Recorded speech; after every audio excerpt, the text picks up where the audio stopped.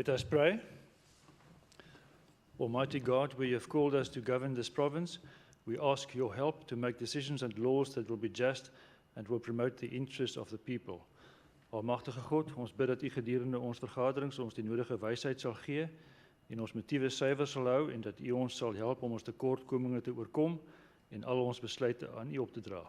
Sikelele ilezwe letu nabantu balo. Umusili ukulungu kwipondu letu. Kosi sikelele i Afrika. Ina abantwana bayo. Kokele in kokele zayo. Inike ikolo i Afrika. All this we beg in your holy name. Amen. You may be seated.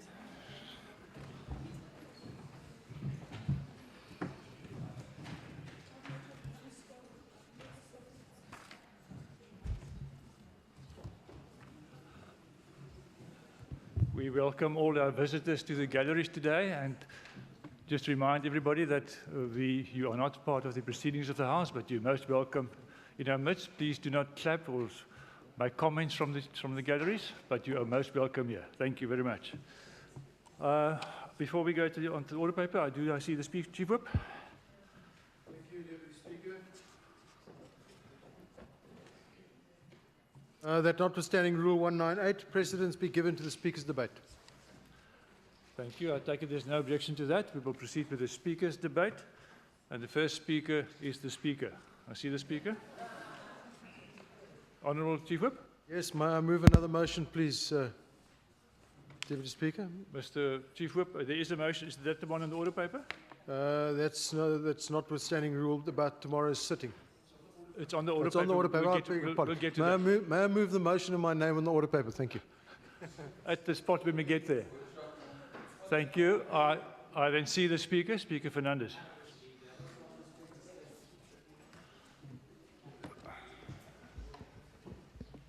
Mr. Deputy Speaker, honourable members, guests in the gallery, fellow South Africans, may I at the outset thank the Programming Authority for scheduling this debate today while we are celebrating Heritage Month all over the country.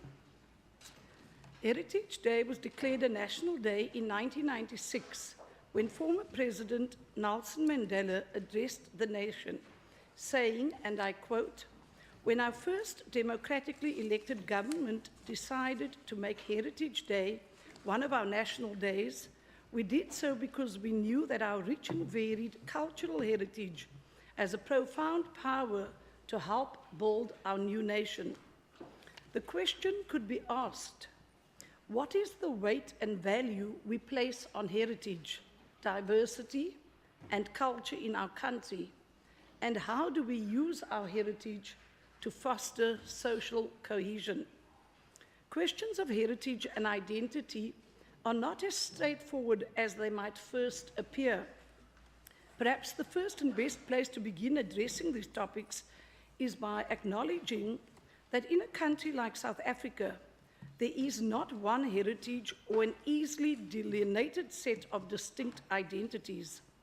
The cultures, languages, and heritage of South Africa are multiple, diverse, and dynamic. Intersectional issues of gender, ethnicity, and race further complicate the matter of identity. South Africa is heir to a legacy of autochthonous livelihoods. See most famously the Khoi and the San, as well as Bantu migration, slavery, colonization, settler economies, and liberation movements. These histories have all had a drastic effect on the makeup of South Africa's population. Yet somehow, through the interchange of cultures and sharing of cultural influences in the age of globalization, there defiantly remains a tapestry of phenomena which can identifiably and unambiguously be termed South Africa. In 1871, one of the fathers of British social anthropology, Edward Bernard Tyler, attempted to describe culture in the following way. Culture or civilization, taken in its wide ethnographic sense, is that complex whole which includes knowledge, belief, art, morals, law, custom, and any other capabilities and habits acquired by man as a member of society.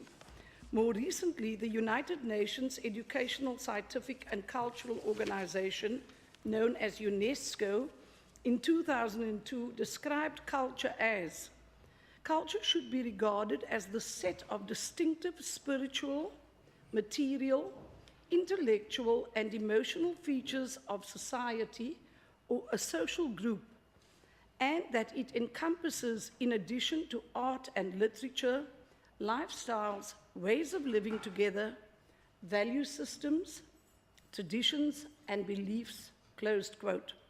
Once one begins to search for an adequate definition of culture, one quickly realizes that there are so many to choose from. It is virtually impossible to decide which one is best.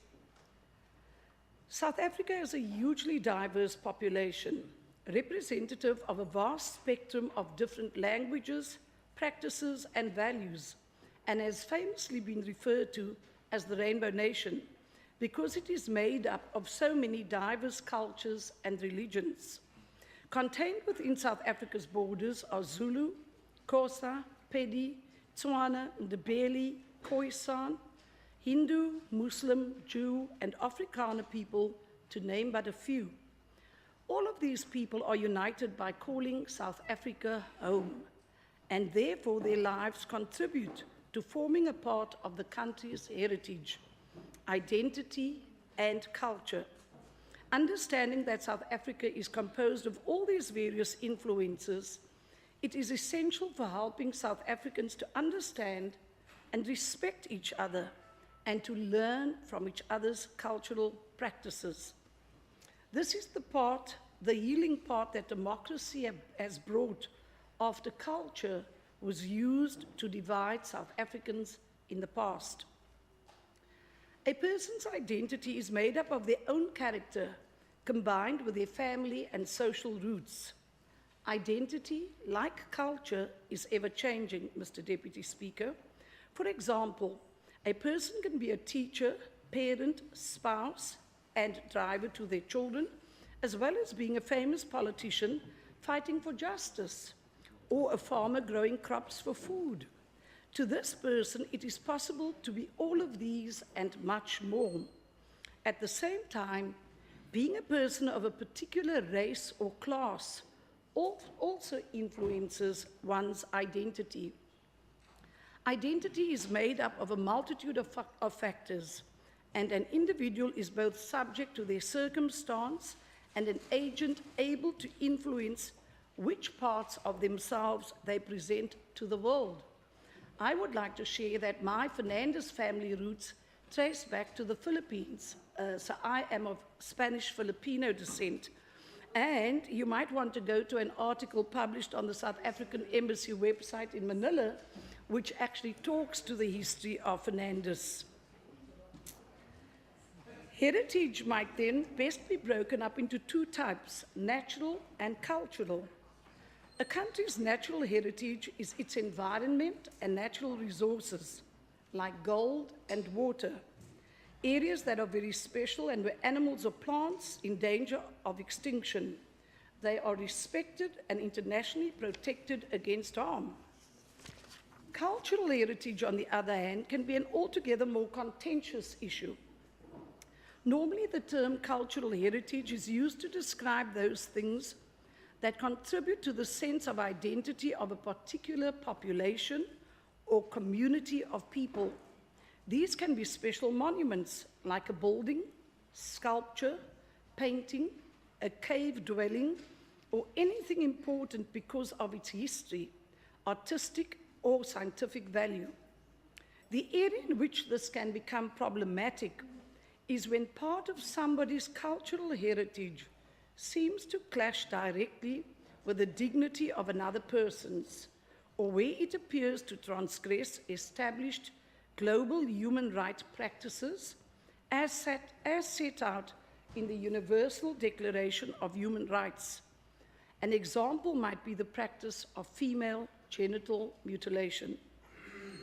Our Constitution is the guiding law on a country's values and rules and directs the government and all the people who live in the country on the rules for how citizens should be treated and how they should treat others.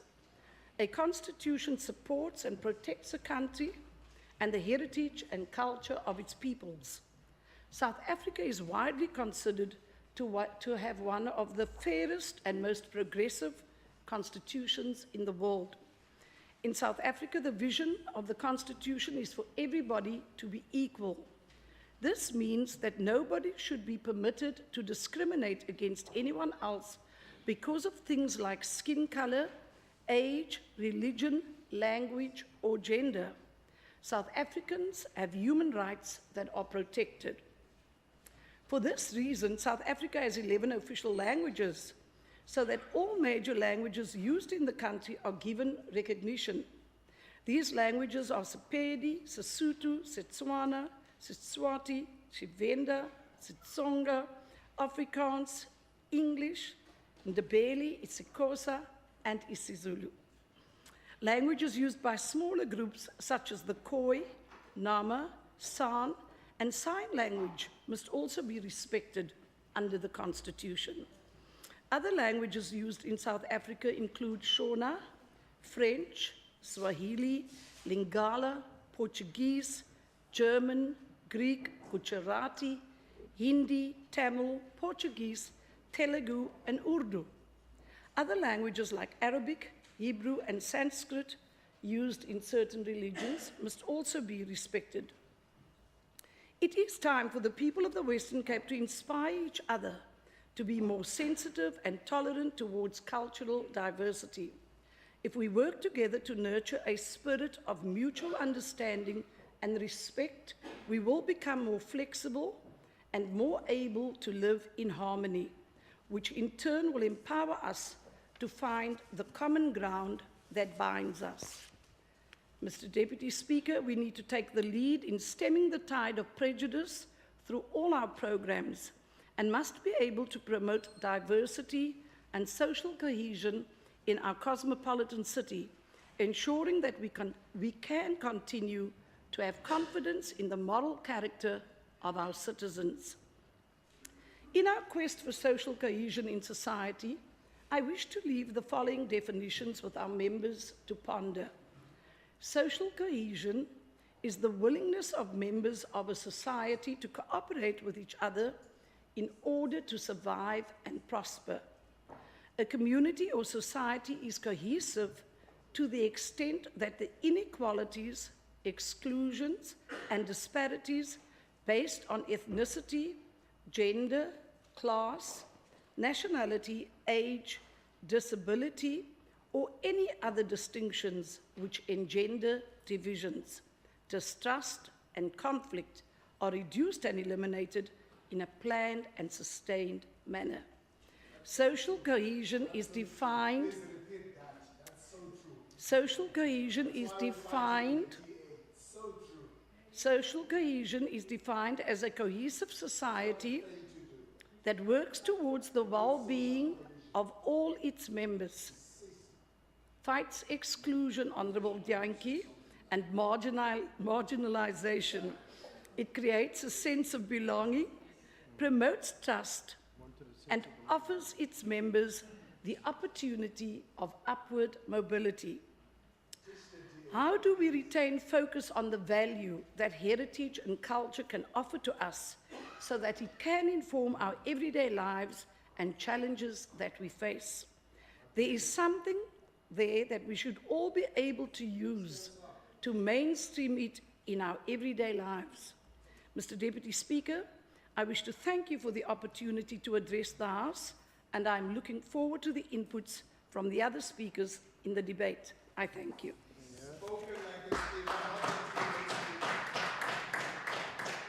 Honorable Max.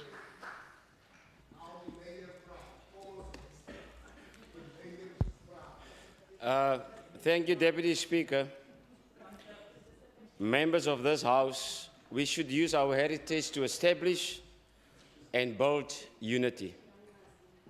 The establishment of this unity should, however, not only be limited to the Western Cape. It should be a unity that's found throughout the country. It is a known fact that we are a diverse and multicultural nation. This diversity is, however, rich with insight, knowledge, and wisdom that we can utilize not only to improve ourselves, but also each other. Deputy Speaker, we are at a critical juncture, a juncture where we have to take a hard look at ourselves and ask the tough questions. Those questions being, have I contributed to the improvement and betterment, the growth of our country? Have I made an effort to understand my fellow citizens, my fellow South Africans, regardless of their color, creed, or background? Speaker, at the moment, some of us are unable to ask the answers to these questions because we need to re-identify with our heritage, our history, our culture, our language, and where we come from. We need to find ourselves. We are at the point, and unfortunately so, where we have lost our true selves. This could be attributed to various internal or external influences. The question we would most probably ask ourselves here today is, how do I reconnect with me, my being my heritage, me being my culture, me with my people? Furthermore, how do I find myself again? Deputy Speaker, the sad reality is that some of us are so lost that we are unable to find ourselves. The good news is that one's heritage never goes away. Your history will always remain, and your culture reminds you of who you are supposed to be. This is what I was taught as a young man growing up in the rural parts of the Western Cape, on farms in the Overberg. Living in abject poverty, lost my biological mother at the age of 11 years, left school at the age of 15 years with a grade 8 certificate, worked as a farm worker and railway laborer, but became the first Black Provincial Commissioner of the Western Cape, an advocate of the High Court of South Africa, and now for 14 years a person representing the people of the Western Cape in Parliament. Order. It is possible to find yourself. Now, Deputy Speaker, if you can use your heritage to find your way back to yourself, it also presents us with an opportunity to find one another. This is possible through our heritage. Deputy Speaker, the sad reality is that we are far from the rainbow nation we once were. We no longer seek to find one another. Finding each other will require hard work from all of us. We'd have to be interested in each other's cultures, traditions, mother tongues, but most of all, each other's histories, our own stories, and one must never be ashamed to tell them, because that is, after all, your history. Speaker, this will allow us to start working on that inclusive society that we want to achieve. Here, I'd have taken a moment and commend the GA-led Western Cape government and Minister Andrew Murray's Department of Cultural Affairs and Sports for their endless efforts in using the arts across the board to achieve inclusivity. A few examples would include the 118 mod centers, where many young people from various backgrounds have an opportunity to play and participate in multitude of activities and programs. Our 28 affiliated museums, which are open to the public and presents exhibitions and collections reflecting The diverse cultural and natural history of the province also includes new interpretations of African or indigenous history. Speaker, Deputy Speaker, these are but some of the examples of how the DA-led Western Cape government is working to ensure that we become an inclusive society. We were all taught about our past. We were all taught about our cultures and where we come from. We all have an identity, and that identity is that we are all South Africans. Whether we are colored, black, white, or Indian, we are all South Africans. The moment you find yourself again, Deputy Speaker, reach out to your fellow South African and gain insight, seek to understand and know. Deputy Speaker, this will allow us to use our heritage to build a united South Africa. I thank you.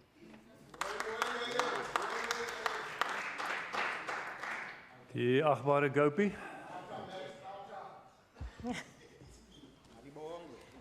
Deputy Speaker, I dedicate this Heritage Day debate under the theme, The Year of Oliver Reginald Tambo, the longest serving president of the African National Congress, our movement.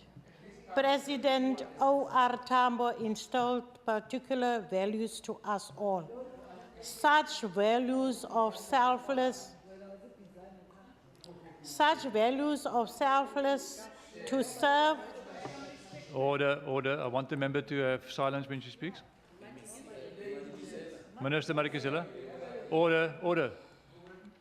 Such values of selfless to serve the people without expecting rewards, unity, and tolerance in pursuit of a united, non-racial, non-sexist, democratic, and prosperous society.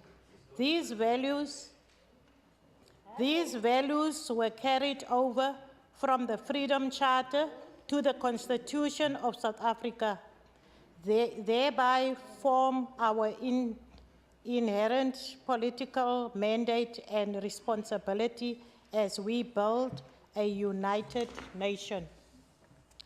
Dit is belangrik om erkenning te gee dat hierdie provinsie ook die plek is waar die bekende Robben Island is met 'n tronk waar tale politieke gevangenes wat van die 17de eeu weerstand gebied het.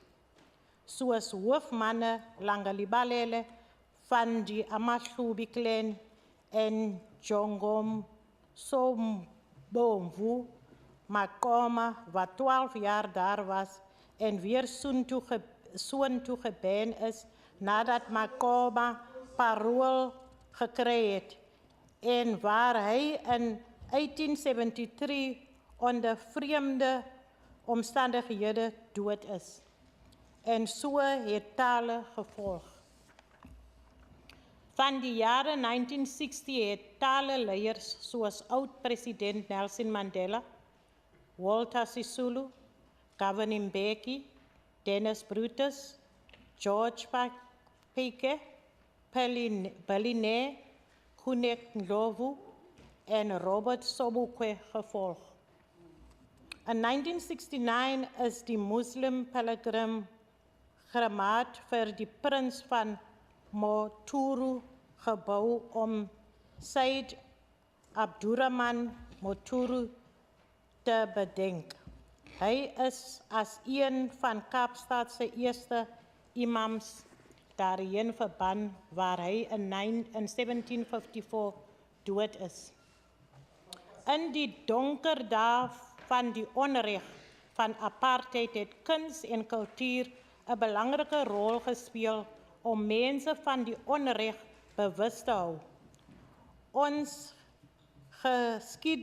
geskiedkundige erfenis het meegebring dat ons verenig is met ryke gebruike om samehorigheid en om ons nasie te bou. On Heritage Day in my constituency, I hosted a function in celebration of our common culture in Elsies River. It was touching to listen to the families telling their stories of how their families were disintegrated because of their color of their skin. The Africa family was one such family. Those members of the family who were light, fair in complexion remained in the area, Elsies River. And those of them who were dark were sent to stay in Guguletu, although they shared common ancestral family tree. Vandag is dit moontlik om iemand te kry wat steeds hierdie onreg ondersteun. In hierdie provinsie is daar geen erkenning of ontstelling wat omgee, wat omsien en diens lewer aan tradisionele leiers en groepe nie. Van die Khoi en San tot kleiner groepe word misgekyk wat in ons grondwet erken is. Die AmaXhosa, abeSuthu, abaHlubi en abaThembu se kultuur en gebruik word nie heeltyd ondergrawe en ontwyk. In die laaste geval lyk dit of die provinsie en munisipaliteit nie verbind is nie om grond te gee vir die beoefening van kultuur en gebruike. Tale, kulturele gemeenskappe is gereeld ontevrede dat hulle programme en planne nie ondersteun kry nie. Wat wel gebeur is dat plekke vir gebruike soos inisiasie verkoop word aan ontwikkelaars. Ander onregte is dat die blinde Kaapse musikant Lunga Goodman nono deur die strate gesleep, aangerand en toegesluit is omdat hy geld op 'n eerlike manier probeer verdien het. Hy is een van die tale swart mense en self beroepslui wat hier onwelkom voel. Vlugtelinge genoem word en vreemd in hierdie provinsie bly. Inheemse groepe se bestaan en bedrywe word miskien. Onheemse groepe en bestaan en bedrywe word misken. Inteendeel is tale in hierdie steeds 'n rassiese, onverdraagsame en afsonderlike koloniale gebied wat verleidslyne en ras behou, iets soos 'n tronk. Eienskappe van grond is steeds skeef getrek. Hier word mense hardhandig behandel soos in Hangberg en eerder 'n nuwe ghettos soos Blikkiesdorp en Wolwe Riewe gedruk. Meestal gedwonge verskywings. Order, remember your time has expired, but if you can use your last sentence if you want to finish off. Die onreg en verdrukking duur voort vir tale soos destyds ervaar deur die baljaardanser Johan Mosval en cricketspeler Basil de Olde. Dankie agbaar dat jou tyd is nou verstreke. The Dankie. Honourable Maseko.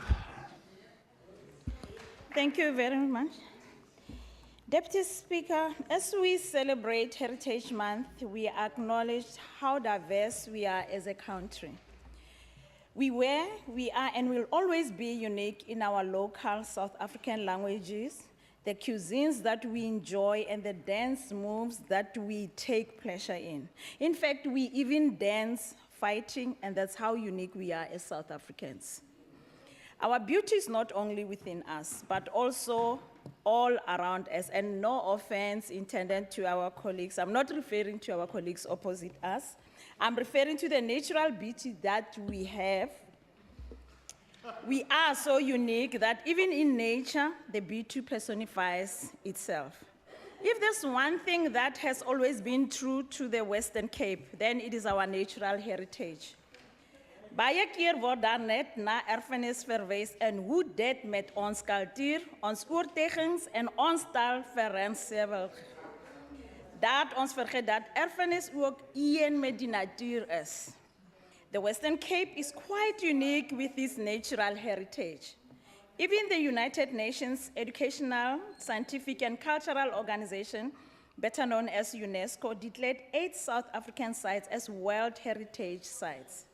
2 of these sites, namely Robben Island and the Cape Flora region, are found in Western Cape, with parts of the Flora region also in the Eastern Cape.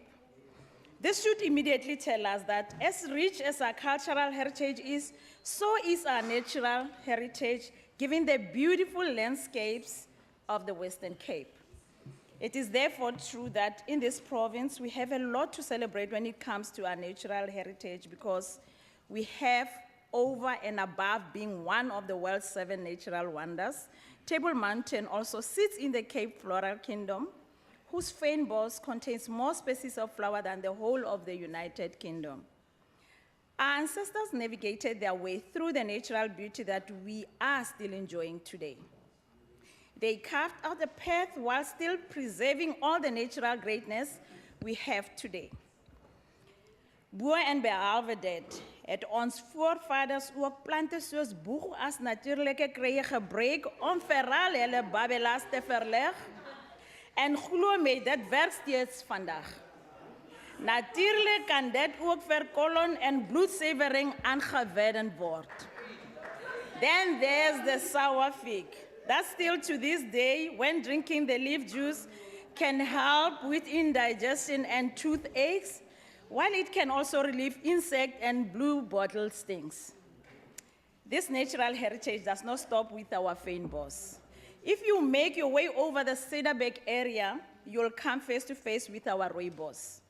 This is the only place in the world where the rooibos grows naturally. Once again, a natural resource that the people of the Western Cape can be extremely proud of. This province exudes its natural beauty in quite dramatic fashion. Cape Nature's website further suggests that by connecting with nature, it gives one an opportunity to celebrate our country's heritage.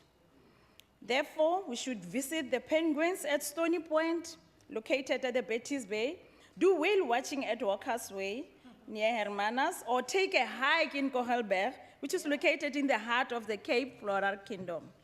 No other province can offer you an all-inclusive package of beauty and rich history like the Western Cape. What is clear about the province is that there's a distinct connection between our cultural and natural heritage, and this is something we all should be celebrating.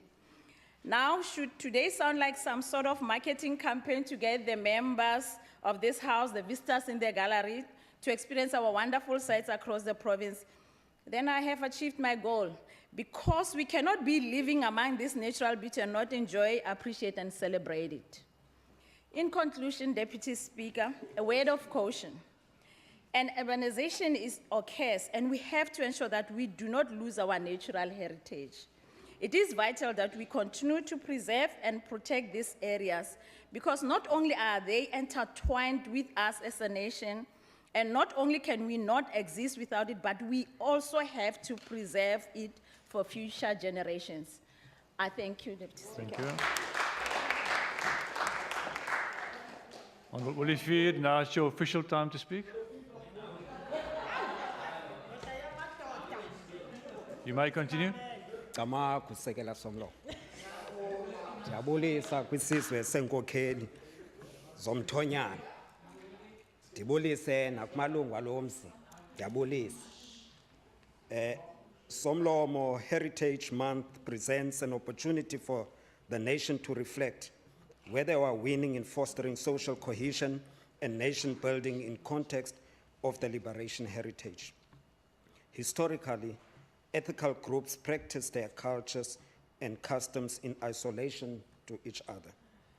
We find our encouragement in the words of one of the founders of the African National Congress, the ANC's President Prixley Kaisa Kasima, when he made a clarion call, I quote, "The demon of racialism, the arbitrations of the Xhosa Figo feud, the animosity and the excess between the Zulus, the Tsongas, between the Basutus, and every other native must be buried and forgotten.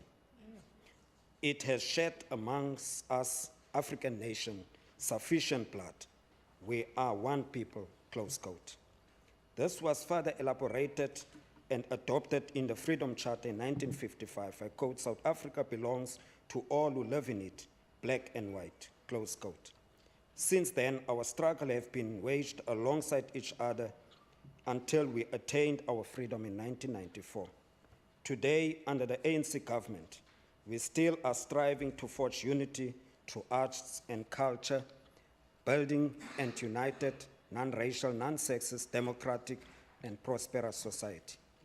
In August, as we celebrate 100 years of President O.R. Tambo, his legacy resonates in that clarion call made by President Sime of unity and non-racialism. He was and still is the embodiment of our liberation heritage. Under his leadership, the ANC resolved, among other things, to accept non-Africans and women to be elected and serve on the National Executive Committee, NEC. This was an illustration of his deep appreciation of the notion of non-racialism, non-sexism, and breaking the barriers of patriarchal mentality, tribalism, and male chauvinism within the movement and the society at large. It is these memories that will make us always hold his name in high esteem when we reflect on our liberation heritage. My colleague next to me, Reverend Gopi, has already alluded to what is expected of us as public representatives in this province. I believe the DA-led government in the Western Cape lacks appetite on political will to effectively use public entities under the Department of Cultural Affairs and Sport as instruments of harnessing social cohesion by bringing communities together and promote active citizenry. This is borne out by a glaring lack of strategy and inclusive approach in addressing prejudice of the past of racial discrimination and infrastructure spatial planning. The poor communities are still neglected in the province and are plunged into appalling living conditions in the peripheries of our cities and towns. The lack of basic services is the order of the day. Lack of adequate housing, proper sanitation, lack of street lighting, and densely populated communities. Where we have, as long as the ANC argued in this House, that intergovernmental cooperation is key in addressing the historical deprived communities. No single department must be exempted to contribute towards the nation building through an integrated community building strategy. Heritage Month and Day is not about celebrating cultural diverse cultures and use the language divorced from each other. It must be celebrated to ensure that from an early age in our education system, our children are taught how to respect and embrace different cultures within our country. We must celebrate each other's culture in unity and collaborative manner. This must be in a form of creating a platform for a variety of cultural groupings and sporting codes given support to develop and excel in their chosen fields. Somlomo, xa ndizawuhlala phansi, ndivumele ukuba ndibulele koodlomo, oomadiba, oosophitsho, oongqolomsilo, ooyemyem, oovela bambhentsele, isizwe sabathembu. Ndibhekisa kwizikhokelo sikamtirharha, ungangelizwe, uDalindyeba, uJoyi, uJumba, uSabatha, kwakunye noBuyelekhaya. Ngokundiboleka ikhaya lokukhulela nokwenza amasiko. Having said so, Deputy Speaker, I subscribe to those who believe they are not Africans because they are born in Africa, but Africa is born in them. I subscribe to those whose hearts only beat to an African drum. I believe my heart beat to the same African drum.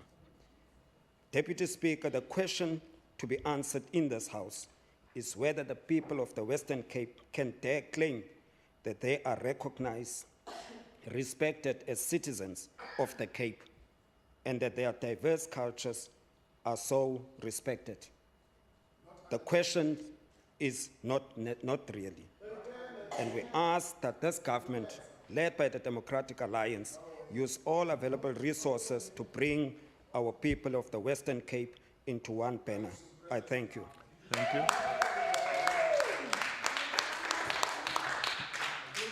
Agbare Kivedu.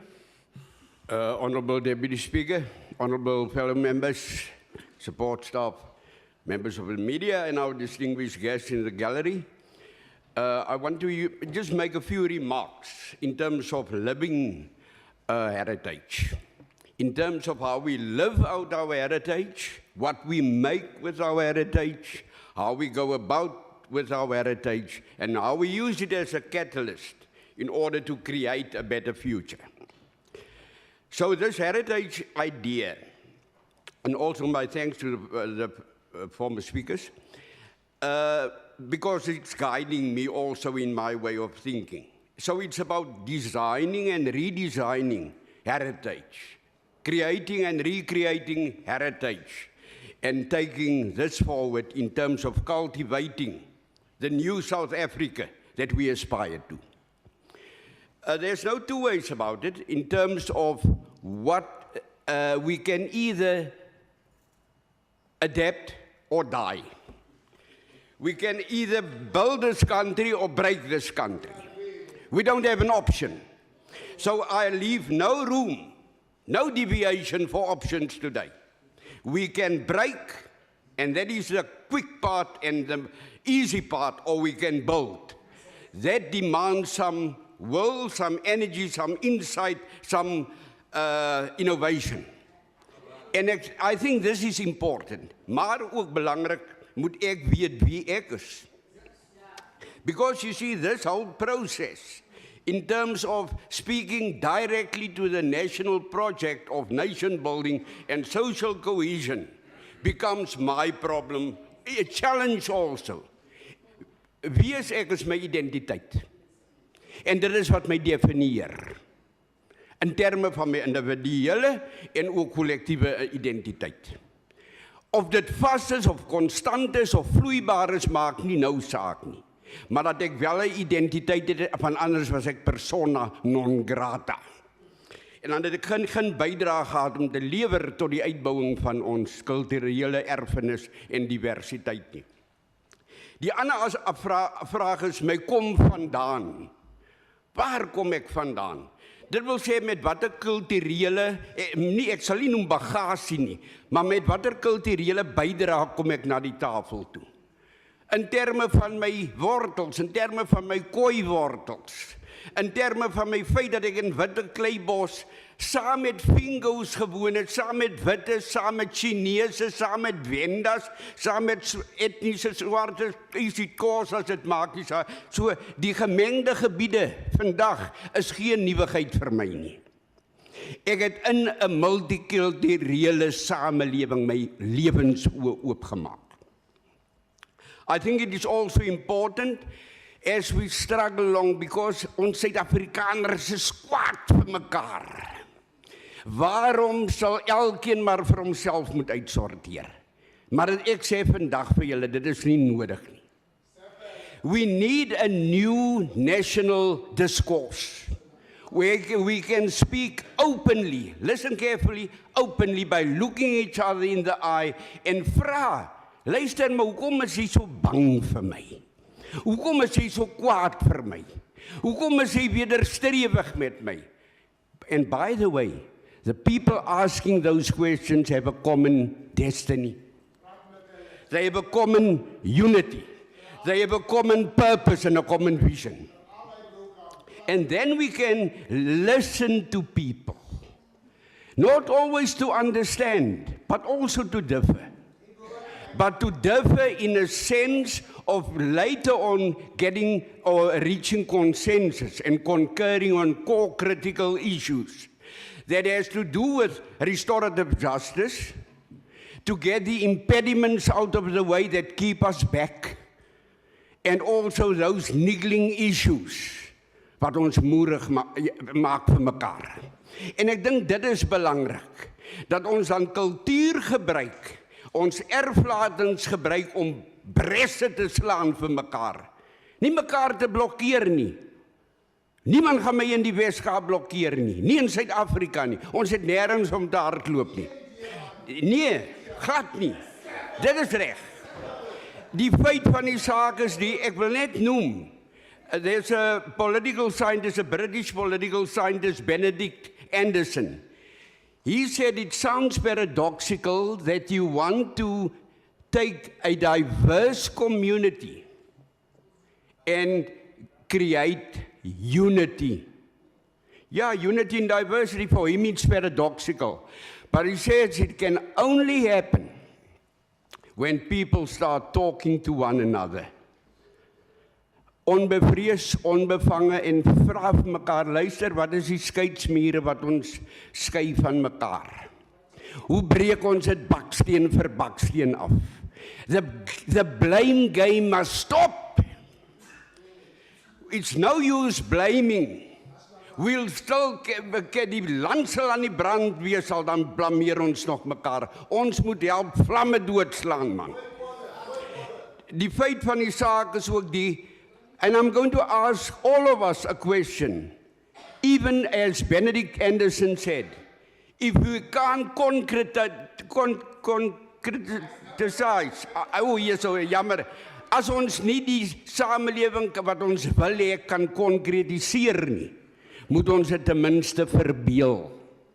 He speaks about imagined societies. And what I can do as Basil Cavido, I can imagine a unified South Africa.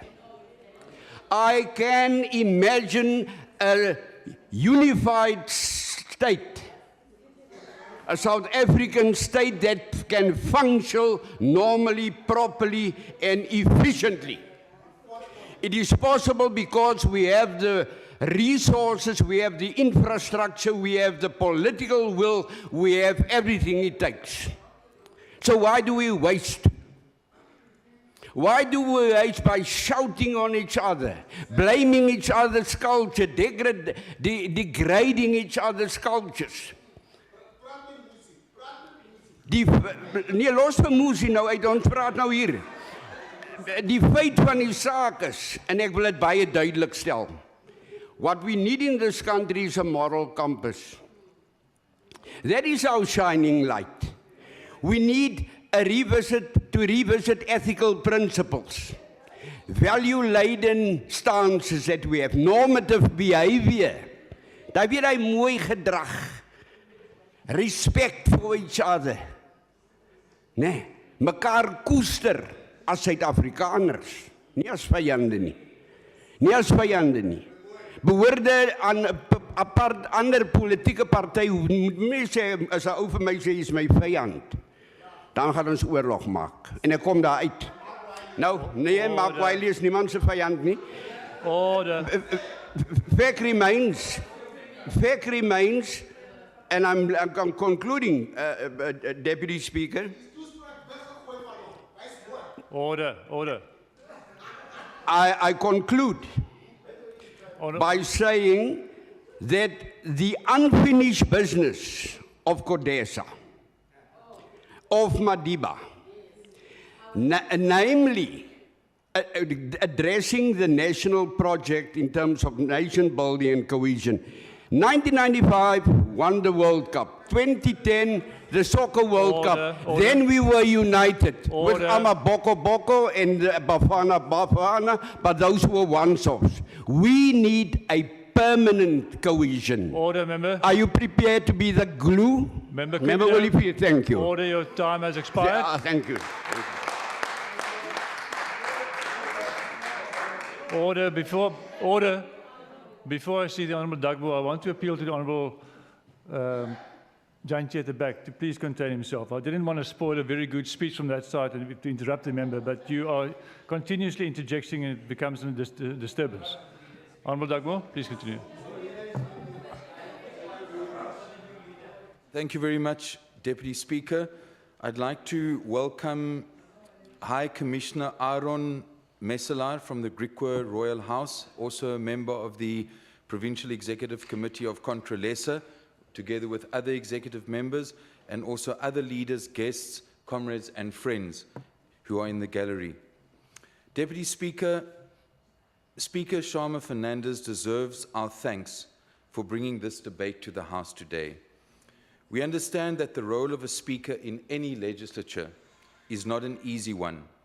Sometimes you have to make rulings which are not popular. That's part of tradition. But we believe that you are making a genuine effort, that is now the Speaker, to apply her mind without fear or favour. Thus, it could not have been easy for you, Honourable Fernandez, in terms of the President of this House, to order Premier Zille to leave the House because she refused to accept your ruling. But, Deputy Speaker, in terms of this particular tradition and heritage in this House, what actually disturbs us as the ANC more are the reports that Premier Zille, MEC Madikizela and MEC Fritz, under instruction of the Premier, actively campaigned against you and besmirched your name during the recent DA conference in the Metro region. Order, Honourable Dugmore. Chief Whip. Thank you, Deputy Speaker. There's obviously no relevance into what the honourable member is saying, other than to try and drive a wedge. Now, that is not part of. Order. That is not part of the spirit of this debate, despite his patronising remarks in the beginning. Yes, order, Honourable Dugmore. You took a long shot there, and you will now come back to the topic under discussion, which is the heritage and not party politics. Thank you, Deputy Speaker. Order, just 1 second, Honourable Minister. The point of order, I think, is Rule 42 or 52. That honourable member he just cast the aspersion on my character. I don't even know what he's talking about. Order. He just cast the aspersion on my character.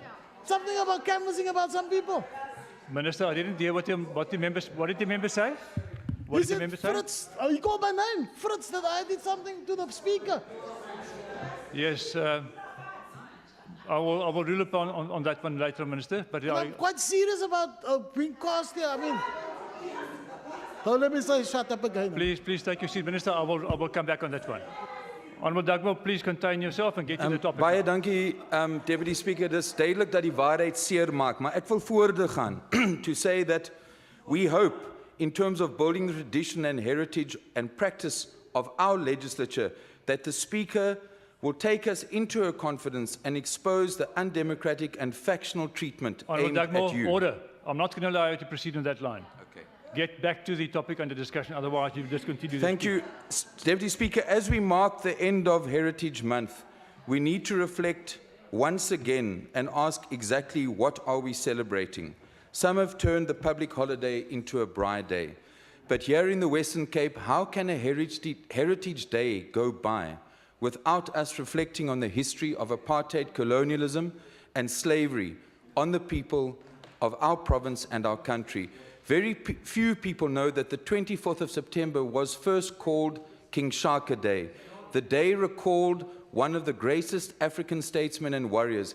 In fact, commentator Fred Khumalo once wrote that even though people were materially poor, King Shaka and Cetshwayo after him were able to leave people with a strong sense of history, a strong sense of dignity. We also remember other warriors, such as Doorman, Adam Kok, and Stuurman. Colonialism and later apartheid brought with it the utter destruction and devastation, murder, rape, and pillage. In a recent article in terms of the Third World Quarterly Review, in which there has been a row, one of the editors resigned, Vijay Prashad, in terms of arguing that, in fact, certain Western intellectuals are trying to, in his words, debrutalize colonialism. And the essay appears in the age of Donald Trump when white supremacy is back and the itch for colonialism is on the horizon. The idea that liberals, post-colonials, and Marxists have denigrated so-called white history is a constant refrain from the racists. This essay does not merely suggest that so-called white history of colonialism has been vilified, but that the Europeans should return to finish the job. Maybe the Belgians should come back to the Congo, suggests this author, a statement that discounts the at least 10 million people massacred in a decade by the rapacious rule of Congo by Belgium's King Leopold. And this is the heritage that we need to confront. In its wake, ancient civilizations were destroyed, and as Western hegemony sought to influence the world, so too were indigenous cultures downplayed, overtly or subtly. The worst overt operation was the genocide perpetrated against the Khoi and San people of the Cape, as well as the degradation done to Eastern cultures through the slave trade. One of the tenets of apartheid was that it was the responsibility of the European man to be the custodian or interpreter of African culture, a continuation of the practice of the colonial masters who appointed African chiefs they saw as apartheid and also as apartheid leaders believed that it is they that can determine who was truly Zulu, who was truly Xhosa, Ndebele, etc. African culture was therefore frowned upon and seen as subservient to that of Western culture and heritage. The tragedy is that some amongst us conduct themselves in ways which perpetuate that brutal legacy. While our communities suffer under the burden of poverty, inequality, unemployment, this DA government has undermined the very dignity, heritage, and culture of the very victims of colonialism. Substance abuse and gangsterism are destroying our youth. But I also believe that it's important that in addition to movies which talk about our culture, such as Krotoa, the young Khoi woman who tried to mediate between the new Dutch settlers, and also the movie Kalushi, which tells the story of Solomon Mahlangu, whose famous words are now part of our culture when he was executed. Tell my people, he said, that I love them and that they must continue the fight. My blood will nourish the tree that will bear the fruits of freedom. A luta continua. So we need to actually look at another movie possibly to tell the story how this DA-led government since 2009 did not build on the momentum started by Premier Rasool to engage our traditional leaders in the Western Cape. It is a fact that Premier Rasool met 5 times with our traditional leaders and that Premier Lynn Brown had 2 meetings around the possibility of establishing the House of Traditional Leaders. This is not to undermine, but since becoming Premier in 2009, Premier Zille has never once met the Griqua Royal House or the PEC of Controlesa or the Kai Koranas. In 2011, she declined an invitation to attend the commemoration of Adam Kok at the castle. This is disdain, disrespect, in fact, a new form of brutalization by simply not hearing. We need to grasp the opportunity now, presented by the Traditional Leadership and Khoisan Bill published in 2015. We need to be ready as the Western Cape. We need to be ready, Deputy Speaker, as the Western Cape. Order, order. Minister Madikizela, please allow the member to continue. Honourable Dugmore, you may continue. We need to be ready as the Western Cape to engage with this draft legislation, which will finally recognize the Khoi and the San and our traditional leaders in this province. I want to give notice that the ANC sub-region in Hessequa has already taken a decision that in terms of the draft bill, that once the law is passed to approach the provincial government to in fact establish a House of Traditional Leaders in Hessequa. There is great excitement about this and the prospects of restoring heritage sites, access to land and economic opportunities. And we as the ANC request the chairperson of the Standing Committee on Cultural Affairs and Sport, unfortunately he's not in the House at the moment, to convene a meeting with our Griqua Royal House, Controlesa and other traditional leaders to develop a common approach to the national legislation which is imminent. This will ensure an inclusive and cooperative approach to our heritage, our culture, and most importantly, our future. We trust through you, Deputy Speaker, that the chairperson of the committee will be allowed to do this work and not be removed as he was removed as the chairperson of the Committee of Transport and Public Works. Your time has expired. Just Thank finish you. off. You finished. Thank you.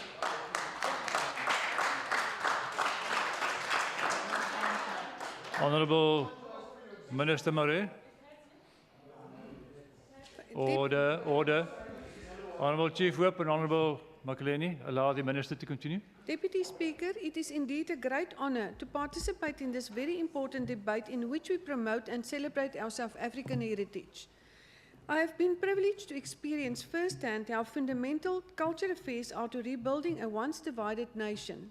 After 23 years of democracy, we still see new forms of division each day, either on the basis of race, cultural backgrounds, ethnicity, gender, language, appearance, sexual orientation, and levels of formal education. But, Deputy Speaker, contrary to popular belief, our beauty lies in our diversity, and there is more that we have in common than that which is perceived to set us apart as South African people. It is long overdue that we place more emphasis on our culture, wealth, and rich heritage in response to adversities to build on our social capacity to create a better tomorrow for all South Africans. We need to boost the confidence and inspire the very same hope we all shared as South Africans when Madiba was released, when we won the 1995 Rugby World Cup, or when we hosted the 2010 Soccer World Cup. We have to do the hard yards in showcasing our rich heritage by creating an enabling environment in which cultural expression can flourish. We have to collaborate in our efforts to educate and affirm our cultural pride, in which understanding is fostered and tolerance and acceptance transpires. In this way, we reignite the hope that it's much needed in our beloved South Africa, and especially in the Western Cape, where we have a wide variety of cultural groups. It is our unique heritage landscape that has the ability to unite our imposed divisions.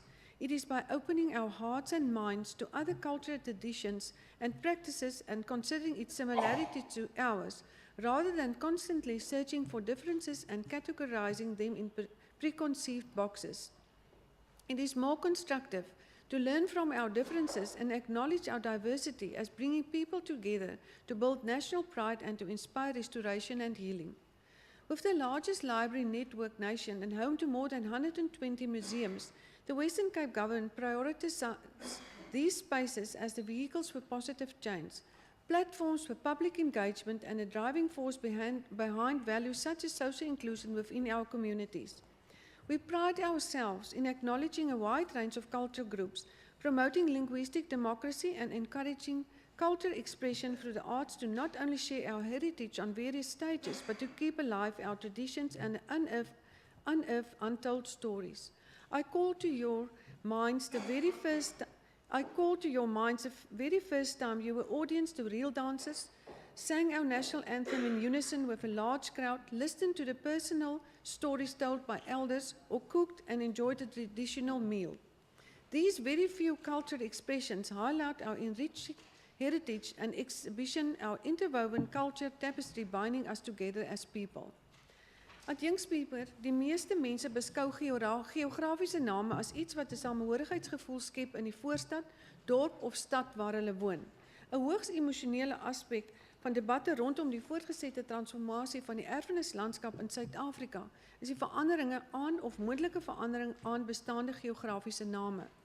Geslagte inwoners het deur die eeue heen vir plekke name gegee. Baie van die inheemse name van geografiese kenmerke in ons landskap is bou, byvoorbeeld die Attequa's Pass en Outeniqua berge. Ander is in die tale van die Europese setlaars vertaal. Sekere Khoikhoi name is byvoorbeeld in Portugees, Nederlands en later Engels en uiteindelik in Afrikaans of Xhosa vertaal. Baie plekke met inheemse name is nuwe name gegee. Table Mountain, Tafelberg en Tabula Monsa, Latyn vir Tafelberg, het onder die Khoikhoi bekend gestaan as Hurikwaga, wat berg by die see beteken. Daar is nog baie ander plekke en geografiese kenmerke wat oor die afgelope 500 jaar name ontvang het. Hierdie name weerspieël 'n verskeidenheid belange, waardes en perspektiewe. I am proud to announce that the standardization and verification of all 12,000 geographical names in the Western Cape is progressing well. This process involves researching the historical background of every name, capturing the information and correcting the spelling of geographical names where necessary. For example, research was conducted into the name of the mountain pass between Parrydale and Swellendam to ensure that the correct name is assigned. The name that has now been approved is Tradou Pass, which refers to the historic Khoi name of the pass, meaning the Pass of Women. When new municipalities were established at the beginning of the 21st century as part of the democratic suspension in the country, some municipalities in the Western Cape acquired names that reflect our Khoi heritage. Think of municipalities such as Bito, Hesekwa, and Matsekama. In the Western Cape, there are many geographical names derived from Khoikhoi heritage. These names represent aspects of our province's history that should be restored and cherished for future generations. On Human Rights Day on 21st of March 2017, we launched a brochure promoting place names in the province that are derived from Khoi heritage, which is a tangible indication that the Western Cape government acknowledged the province's shared heritage and its diverse cultures. The launch of the Khoi geographical names brochure is testament to the progress made and the significant strides the Department of Culture, Affairs and Sport has made in transforming our heritage landscape in the Western Cape so to render it more socially inclusive of all who call it home. Deputy Speaker, as the country celebrated National Heritage Day on Sunday, I supported our provincial team participating in the National Indigenous Games in Limpopo. Not only was I proud of our team's performance, but engaging the youth participants from across the province inspired a renewed appreciation and understanding of the cultural activities indigenous to South Africa. The pride oozing from each participant as they actively revived and popularized traditional games such as Khati, Drie Stokkies, Intonga and Yikskei, to name a few, was remarkable to experience and reaffirms the need to explore our shared heritage on a larger scale. I encourage all present here today to step out of your comfort zones, become curious about your fellow South African traditions, its origins, its symbolism, and how it relates to your own culture practices. In this way, we respectfully build our fractured nation and with pride shared our South African heritage in the knowledge that you have been enriched by another's being. We have to incorporate a new culture of understanding across our heritage landscape because it's only through understanding that social inclusion and national building can come into fruition. I end with Madiba's belief, to which I am in total agreement. Our human compassion binds us, the one to the other, not in pity or patronizingly, but as human beings who have learned how to turn our common suffering into hope for the future. I thank you and wish you all an enriching Heritage Month. I thank you. Honourable Speaker to respond. Thank you, Mr. Deputy Speaker. May I take the opportunity to thank all the participants in this debate for their valuable inputs. I must at the outset ask, though, that through the Chair, I address the Honourable Dagmo regarding his content or the introduction of his presentation. And as much as the rules apply, and I understood what he was saying, I'd like to draw his attention to rule number 143, which talks to the Speaker's debate. And rule 143.1 says the Speaker may from time to time, but limited to once a month, identify topics of provincial interest and of a non-party political nature for debate in the House. So it's unfortunate that it's taken on that cue, but I have noted the comments and I will therefore continue. I'm not, Deputy, going to respond to the individual inputs, but rather leave the following thoughts with the members and our guests. Social cohesion or inclusivity contributes to a wide variety of social outcomes and can be fostered by social services like improved education, improved opportunities for social mobility, reduced inequality, greater productivity, and better growth prospects. Issues which threaten social cohesion or inclusivity and weaken people's sense of belonging include, and are not limited to, conflicts around wage increases, disputes about access to quality education, fears of disruption to welfare programs, gender inequality. Despite high growth over the last 20 years, we still have a long way to go in improving gender equality. Limited access to resources reduce the ability of women and girls to generate a sustainable income and can lead them to take up more poorly paid, insecure, and sometimes dangerous employment. Policy making also needs to be evidence-based, more evidence-based.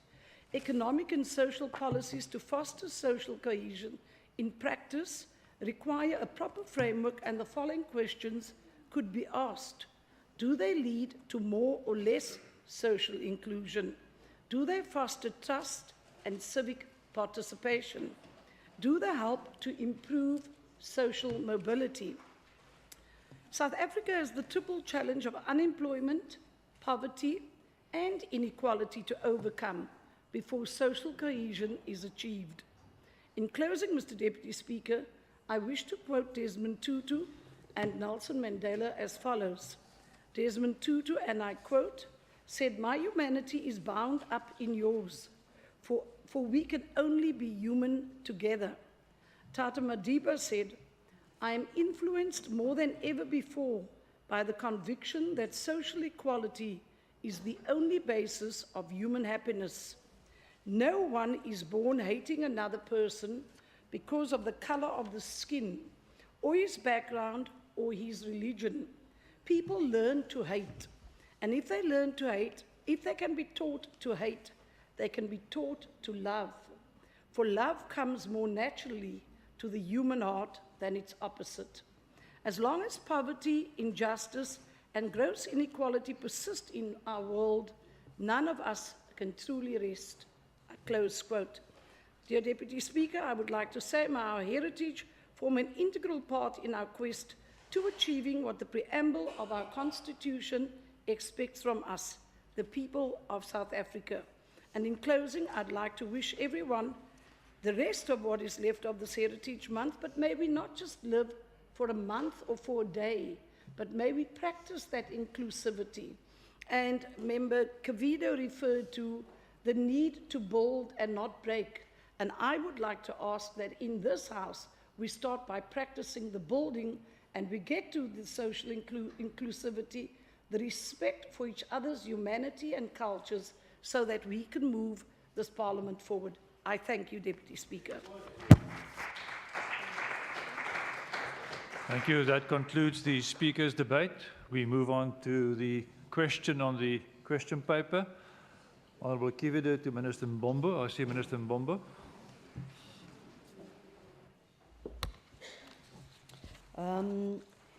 Thank you for the question.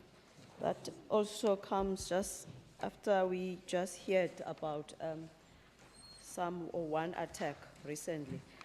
And coincidentally, the annual report for this year, it has got EMS as part of it. We have families to the annual report. Thank you for that.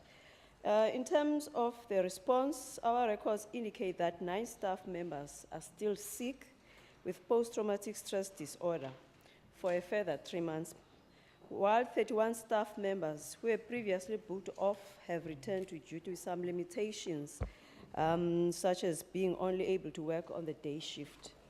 In total, 2,594 days, that equates to 31,128 work hours, will be lost due to the 9 staff that are on sick leave.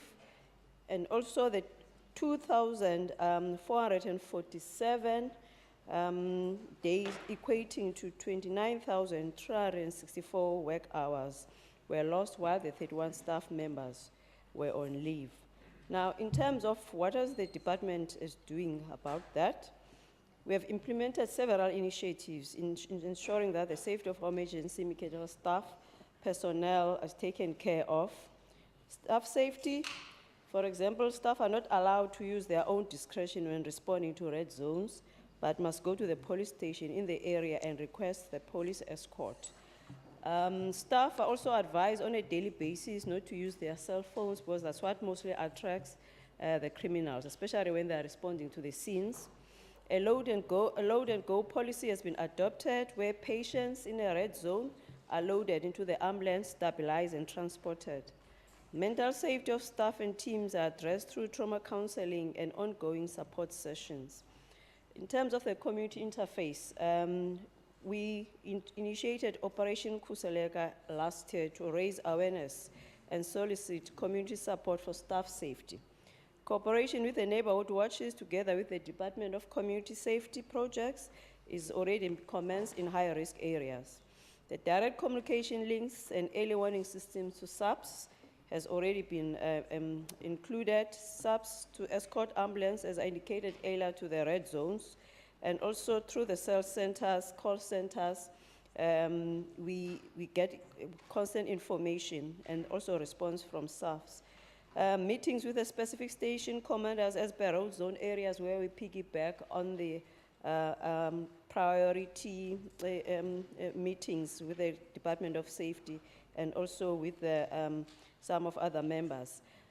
This year, in my budget speech, I indicated about that, say, to up the Operation Kusalega, to do something about the EMS safety plan, which is currently now, we are part of the Provincial Joint Operations. And what we have done also, we have worked with the City of Cape Town in terms of our presence in the Air Traffic Management Center situated in the Tygerberg, Goodwood, where we shared intelligence with them to improve communication among the stakeholders, shared in improved responsiveness, efficiencies and response time, and we have developed standard operating procedures to ensure better collaboration. And also we are about now to sign an MOU with the City of Cape Town in order to assist in this regard. Thank you. Thank you. Is there a follow-up question? Honourable Kividu. To Minister Mbombo for the answers. Yes, I just have one follow-up. Minister Mbombo, after these people went on sick leave and they returned to work, in terms of assessing them for fit for purposes, do your department have any mechanism in place to monitor them for a while, just to see that they are totally debriefed? Yes, they are on second leave because they've been booked. So constantly, as I indicated earlier, they come for the counseling, and then if need be, then they are assessed if they have to return to work and then they are still not ready. There's an extended period for them. They are being treated differently from the other people who are booked off sick. Honourable Gopi. Thank you, Deputy Speaker. Minister, are the red zones areas coming down or are they increasing? Zones are assigned by the SAPs in terms of, at that moment, what is the crime situation. So they're not necessarily permanent. So for example, you might find that in Ocean View, there have been gunshots, there have been gang fight, but in Manebek, there's not. So Ocean View might be red zone, but Manebek is not necessarily red zone. So they keep on changing.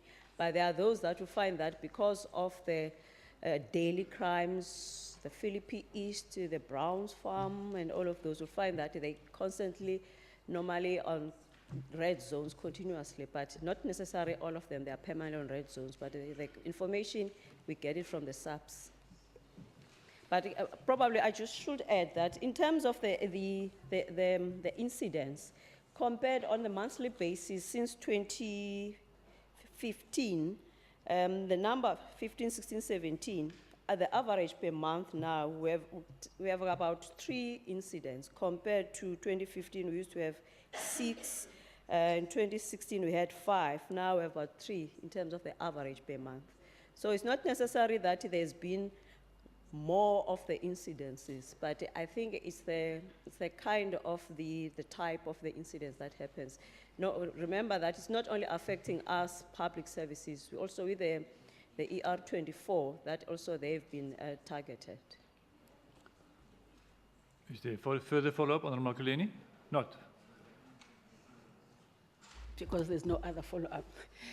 Minister, ngicela nje uqonde ubana ikhona na i-support oyifumana ku-South African Police Services. Obesendishilo into yoba even le plan sinayo ngoku bese singasoze sikwazi usiyenza without bona.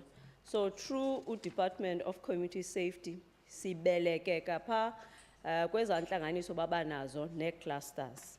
Umzekelo nakule njengoba nje singene kule center ngoku apho xa kwazi ucapturishwa ngosebenzisa CCTV the City of Cape Town that reports to them.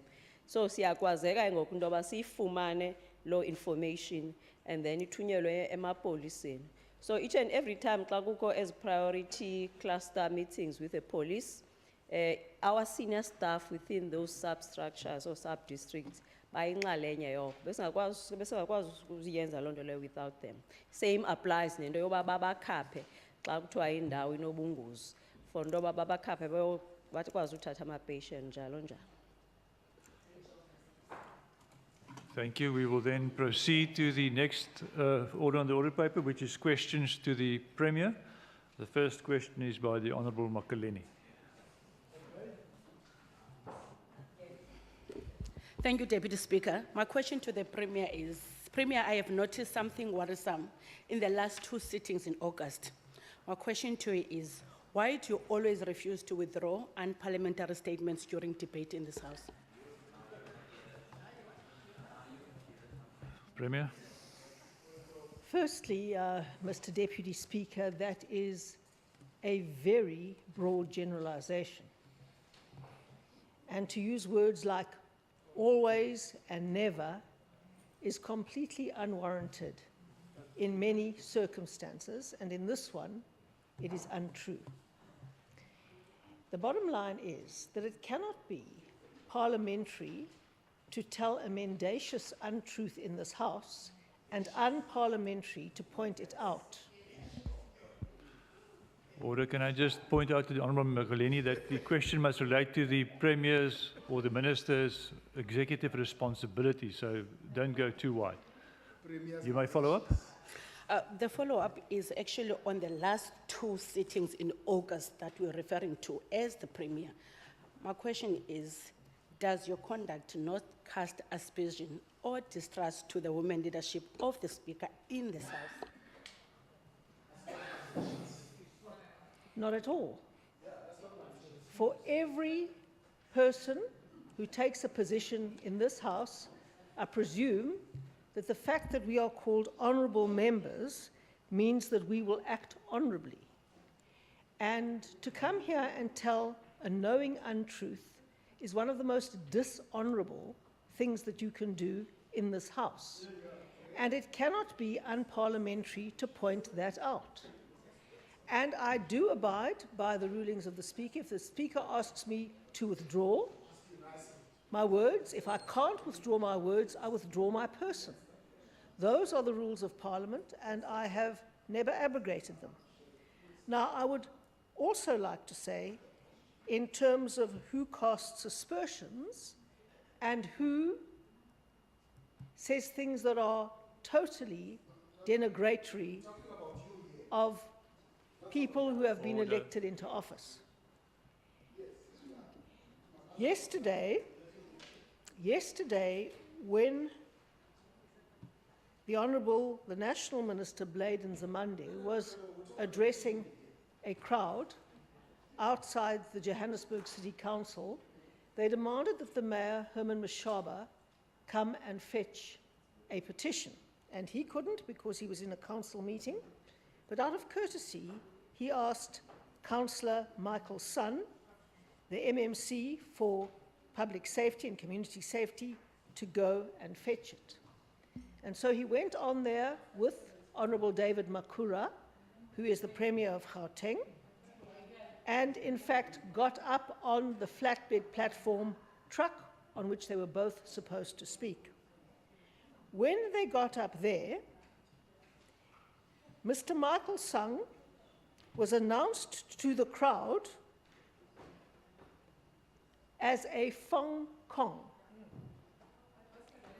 He was announced to the crowd as a Fong Kong, and people asked him whether he knew anything about karate. Now, blatantly, that is the kind of racial stereotyping that Order, Premier, just one casts second. aspersions Honourable on Member. the integrity of Deputy everyone Speaker, else. Premier, just one second. this is what I'm talking about. Once again, I didn't ask about David Makura. I was asking about an incident that happened in this legislature. Can we please keep it to the content of this legislature? Order. I cannot prescribe what the reply should be, but the Premier is on his feet. The question was about dishonourable conduct. The question was, Deputy Speaker, the question was about dishonourable conduct. And I'm giving you an example of dishonourable conduct. And dishonourable conduct in Heritage Month, racial stereotyping, mocking somebody's heritage, and speaking to people in that way is to put it mildly, absolutely shameful. We've had a hypocritical debate here today in which it's all been love and sunshine, but the reality of the African National Congress Order, Premier. is calling somebody who is Chinese a Fong Kong. Deputy Speaker. Honourable Makaleni, you would have another opportunity to ask a further follow-up if you want to. Yet, Deputy Speaker, the issue here is the ruling that has been made in the House, and my question was specific to that and to the 2 weeks incident. And the Premier is not responding to that. She's responding to everything else, but not my question. Yes, I hear what you say, but I also indicated before that the chair cannot prescribe what the response, what the reply should be. So you have another opportunity if you want to expand on your next question to get to what you want to ask. You may do that. Clearly, Speaker, the Premier was very unhappy with the ruling of the Speaker. Now, Premier, is this now the reason why you and your MECs campaigned against the Speaker in the recent DA conference? Order. Order. I would like... Order, Premier. Can I just say again, the Premier may respond if you want to, but that question relates not to the executive responsibility of the Premier. It's a political question, but Premier, I leave it to you. Order. The ANC is very quick to jump on issues of relevance, but in fact they ask questions that are totally irrelevant to the business of this House. I am talking to issues that define honourable members, that define integrity. The issue here is that the Opposition is accusing us of dishonourable behaviour. My response has been, if I find that I cannot withdraw words, I'm prepared to abide by the Speaker's ruling when she asked me to withdraw myself. And I have no problem with that. And if I can just state for the record, I had nothing to do with the Metro elections, and I campaigned for or against nobody. And I can say this as a matter of fact. I didn't campaign for anybody. I didn't campaign against anybody. I didn't even know who was standing. No, I'm going to continue answering the question. So when you want to know about seriously dishonourable behaviour, Order. You are talking about somebody like Dr. Bladen Zamande sitting quietly while this denigration of people of Chinese origin is going on around him. Just 1 second. Honourable Olivier. Deputy Speaker, can I address you on the issue? The honourable member Makeleni accepted the response and she said she's covered. Should the Premier then continue responding to what else? Because she got the answer and she's happy about it. I'm just trying to get your ruling or your advice on it. The Premier is going slightly wider than the original question, but that's a response, and I want to give the Premier the opportunity to conclude that question, that response. Premier, you may continue. You may conclude. To bring it back to this House, Mr. Deputy Speaker. Honourable Makaleni. Thank you, Deputy Speaker. As indicated, I am satisfied with the response. We can go to the next question. Thank you. It's not for you to say whether the Premier must continue or not.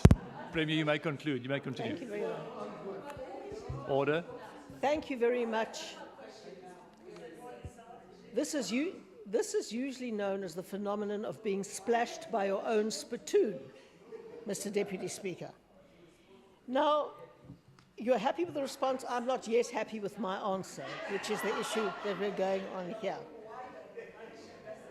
To come back to this House, Mr. Deputy Speaker, the Honourable member may know about the Traditional Leadership and Governance Framework Act of number 41 of 2003. That act does not make provision yet for the recognition of Khoi and San leaders in this province. And indeed, the national government has to make recommendations in this regard. So if you're talking about factionalism, which the Honourable Makaleni has spoken about here, while there is no agreement from national government on who the recognized Khoi and San leaders are, it is pure factionalism Order. for the Honourable Doug Moore to pick some over others when his own national government hasn't done so yet.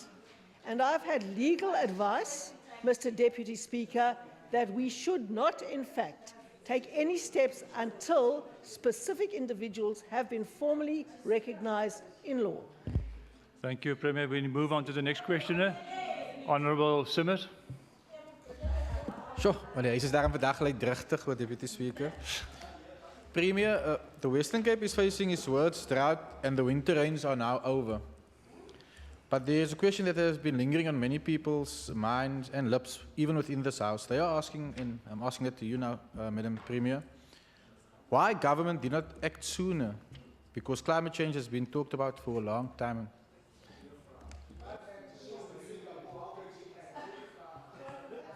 Order. Please come to order. Honourable Premier, may I respond? Yes, certainly. We've known about climate change for a very long time, Mr. Deputy Speaker. What we have never been absolutely sure about is what the consequences would be for the Western Cape. We have thought that the climate would get hotter, but there were others that predicted that the climate would get wetter. Because the big question with climate change is where would the cold fronts go in winter? And meteorological science is not an exact science. And in fact, these impacts were predicted to arrive by the end of the 2020s and not before 2020. You will also recall, Mr. Deputy Speaker, that 3 years ago, our dams were overflowing. And within 3 years, the rains have dropped to such an extent that we sit in this current crisis. Now, we have many other crises. One of those crises that we have is a massive shortage of funds for the tasks we have to fulfill and the obligations we have to fulfill, primarily because of the collapse of the rand, unapproved increases in salary, and when I say unapproved, I mean by provincial governments, and extraordinary new mandates occasioned by demographic shifts in South Africa. It is very nice if you have a budget surplus to be able to budget for a fund that they call a resilience fund, to be able to put money into unforeseen contingencies. And it is true that for years, Minister Bredell has been asking for bigger budgets and reserves for disaster management. And that would deal not only with the impact of climate change, whichever direction climate change might go in, but also the kinds of things that we're seeing now with avian flu, for example. And another possibility would be horse sickness. So when you are predicting for disasters and wondering about whether you can have a specific fund to deal with disasters, it's crucial to be able to tell roughly which disasters are going to occur. Now, you can recall, everybody can recall, I hope, that when we had the terrible Knysna fires, we had actually been preparing for a flood, because all the predictions were that there would be a flood. And in the middle of winter, to be preparing for a flood and getting a fire instead is very much how disasters tend to unfold. Secondly, work has been going on for a very long time around these issues. In fact, we managed to declare local areas a disaster about 18 months ago. And we were able to put measures in place which have curtailed the extent of the disaster in those areas. For a long time, national government would not play along with us and get the Western Cape declared a disaster area because Mr. Rashid Khan, their representative here, kept on saying, this is not a disaster, this is not a problem. And we can't declare a disaster and take measures as we have taken to shortcut processes and procedures without being able to declare a disaster. We are going to spend an enormous amount of money on things like desalination, on boreholes, on water purification, and indeed we are spending a huge amount of money on that already. Equally, we are spending a lot of money on providing feed for farmers to feed their crops. We are doing all of these things having to divert money from other priorities and use every possible grant and window that we can. We don't have a separate rates base or service delivery base of funds that the City Council has or local government has. Yes, the city's made a plan to desalinate water and use new water sources, but they will have to adjust rates and service charges to meet that requirement, which is leverage that we don't have. So we've been doing an enormous amount to ameliorate these problems, even to the extent of taking over the national government's unfulfilled responsibilities of maintaining weirs, clearing trenches, desilting, and not a plan, we've actually done it, because the national government promised to do it and failed to do it. Honourable Simmers.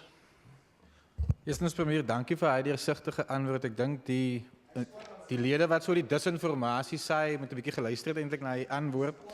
Premier, just a follow-up question is, obviously the drought will have major impacts in our province, more specifically on when it relates to employment. So how will this drought impact on employment in our province? Very seriously, Mr. Deputy Speaker.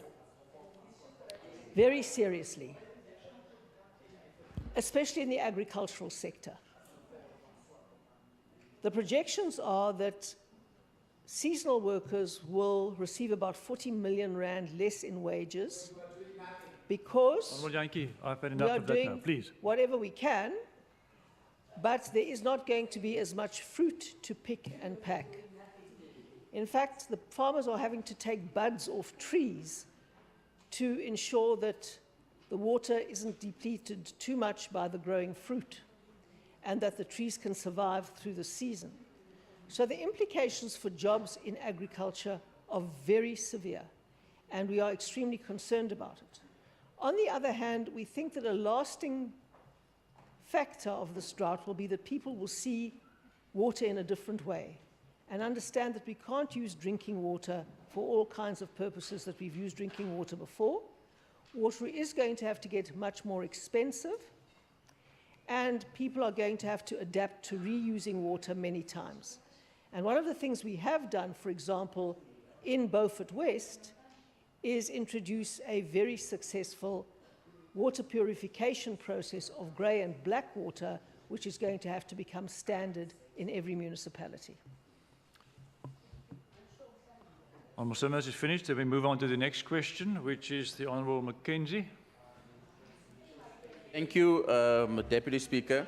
The Honourable Premier, in light of the recent allegations in the Sunday Times that the National Minister of Finance, Malusi Gigaba, intends on bailing out state-owned entities by dipping into the Public Investments Corporation, which manages the pension funds of some 1.4 million public servants, and Minister Malusi Gigaba's denial that he has asked for the 100 billion rand bailout. Is there anything her government can do to protect the pensions of Western Cape government's officials from the national government looting? Thank you. Order. Honourable Makaleni, please allow the Premier now to respond to that very important question, I must say. Honourable Premier. Look, the Public Investment Corporation is every public servant's guarantee of a pension when they retire. And if this is the last resort of the looters in the ANC, South Africa is going to be in very serious trouble. But here we have to weigh up two competing credibilities, Mr. Deputy Speaker. First of all, we have the quote-unquote credibility of the National Minister of Finance versus the quote-unquote credibility of the Sunday Times. Now, the Honourable, the National Minister of Finance, says he doesn't want 100 billion from the PIC, but he didn't say how much he wanted, and he certainly did not deny that he was targeting the PIC for some money. In fact, he called it a top-up. Now, we know what happens when people start topping up. They top up here, they top up there, they top up everywhere.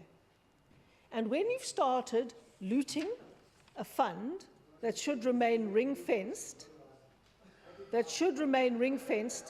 you can be absolutely sure that it will be siphoned dry by this thirsty monster called the looters of the national government. Now, this is not a funny matter, because we have already seen the PIC raided by Mr. Iqbal Survey.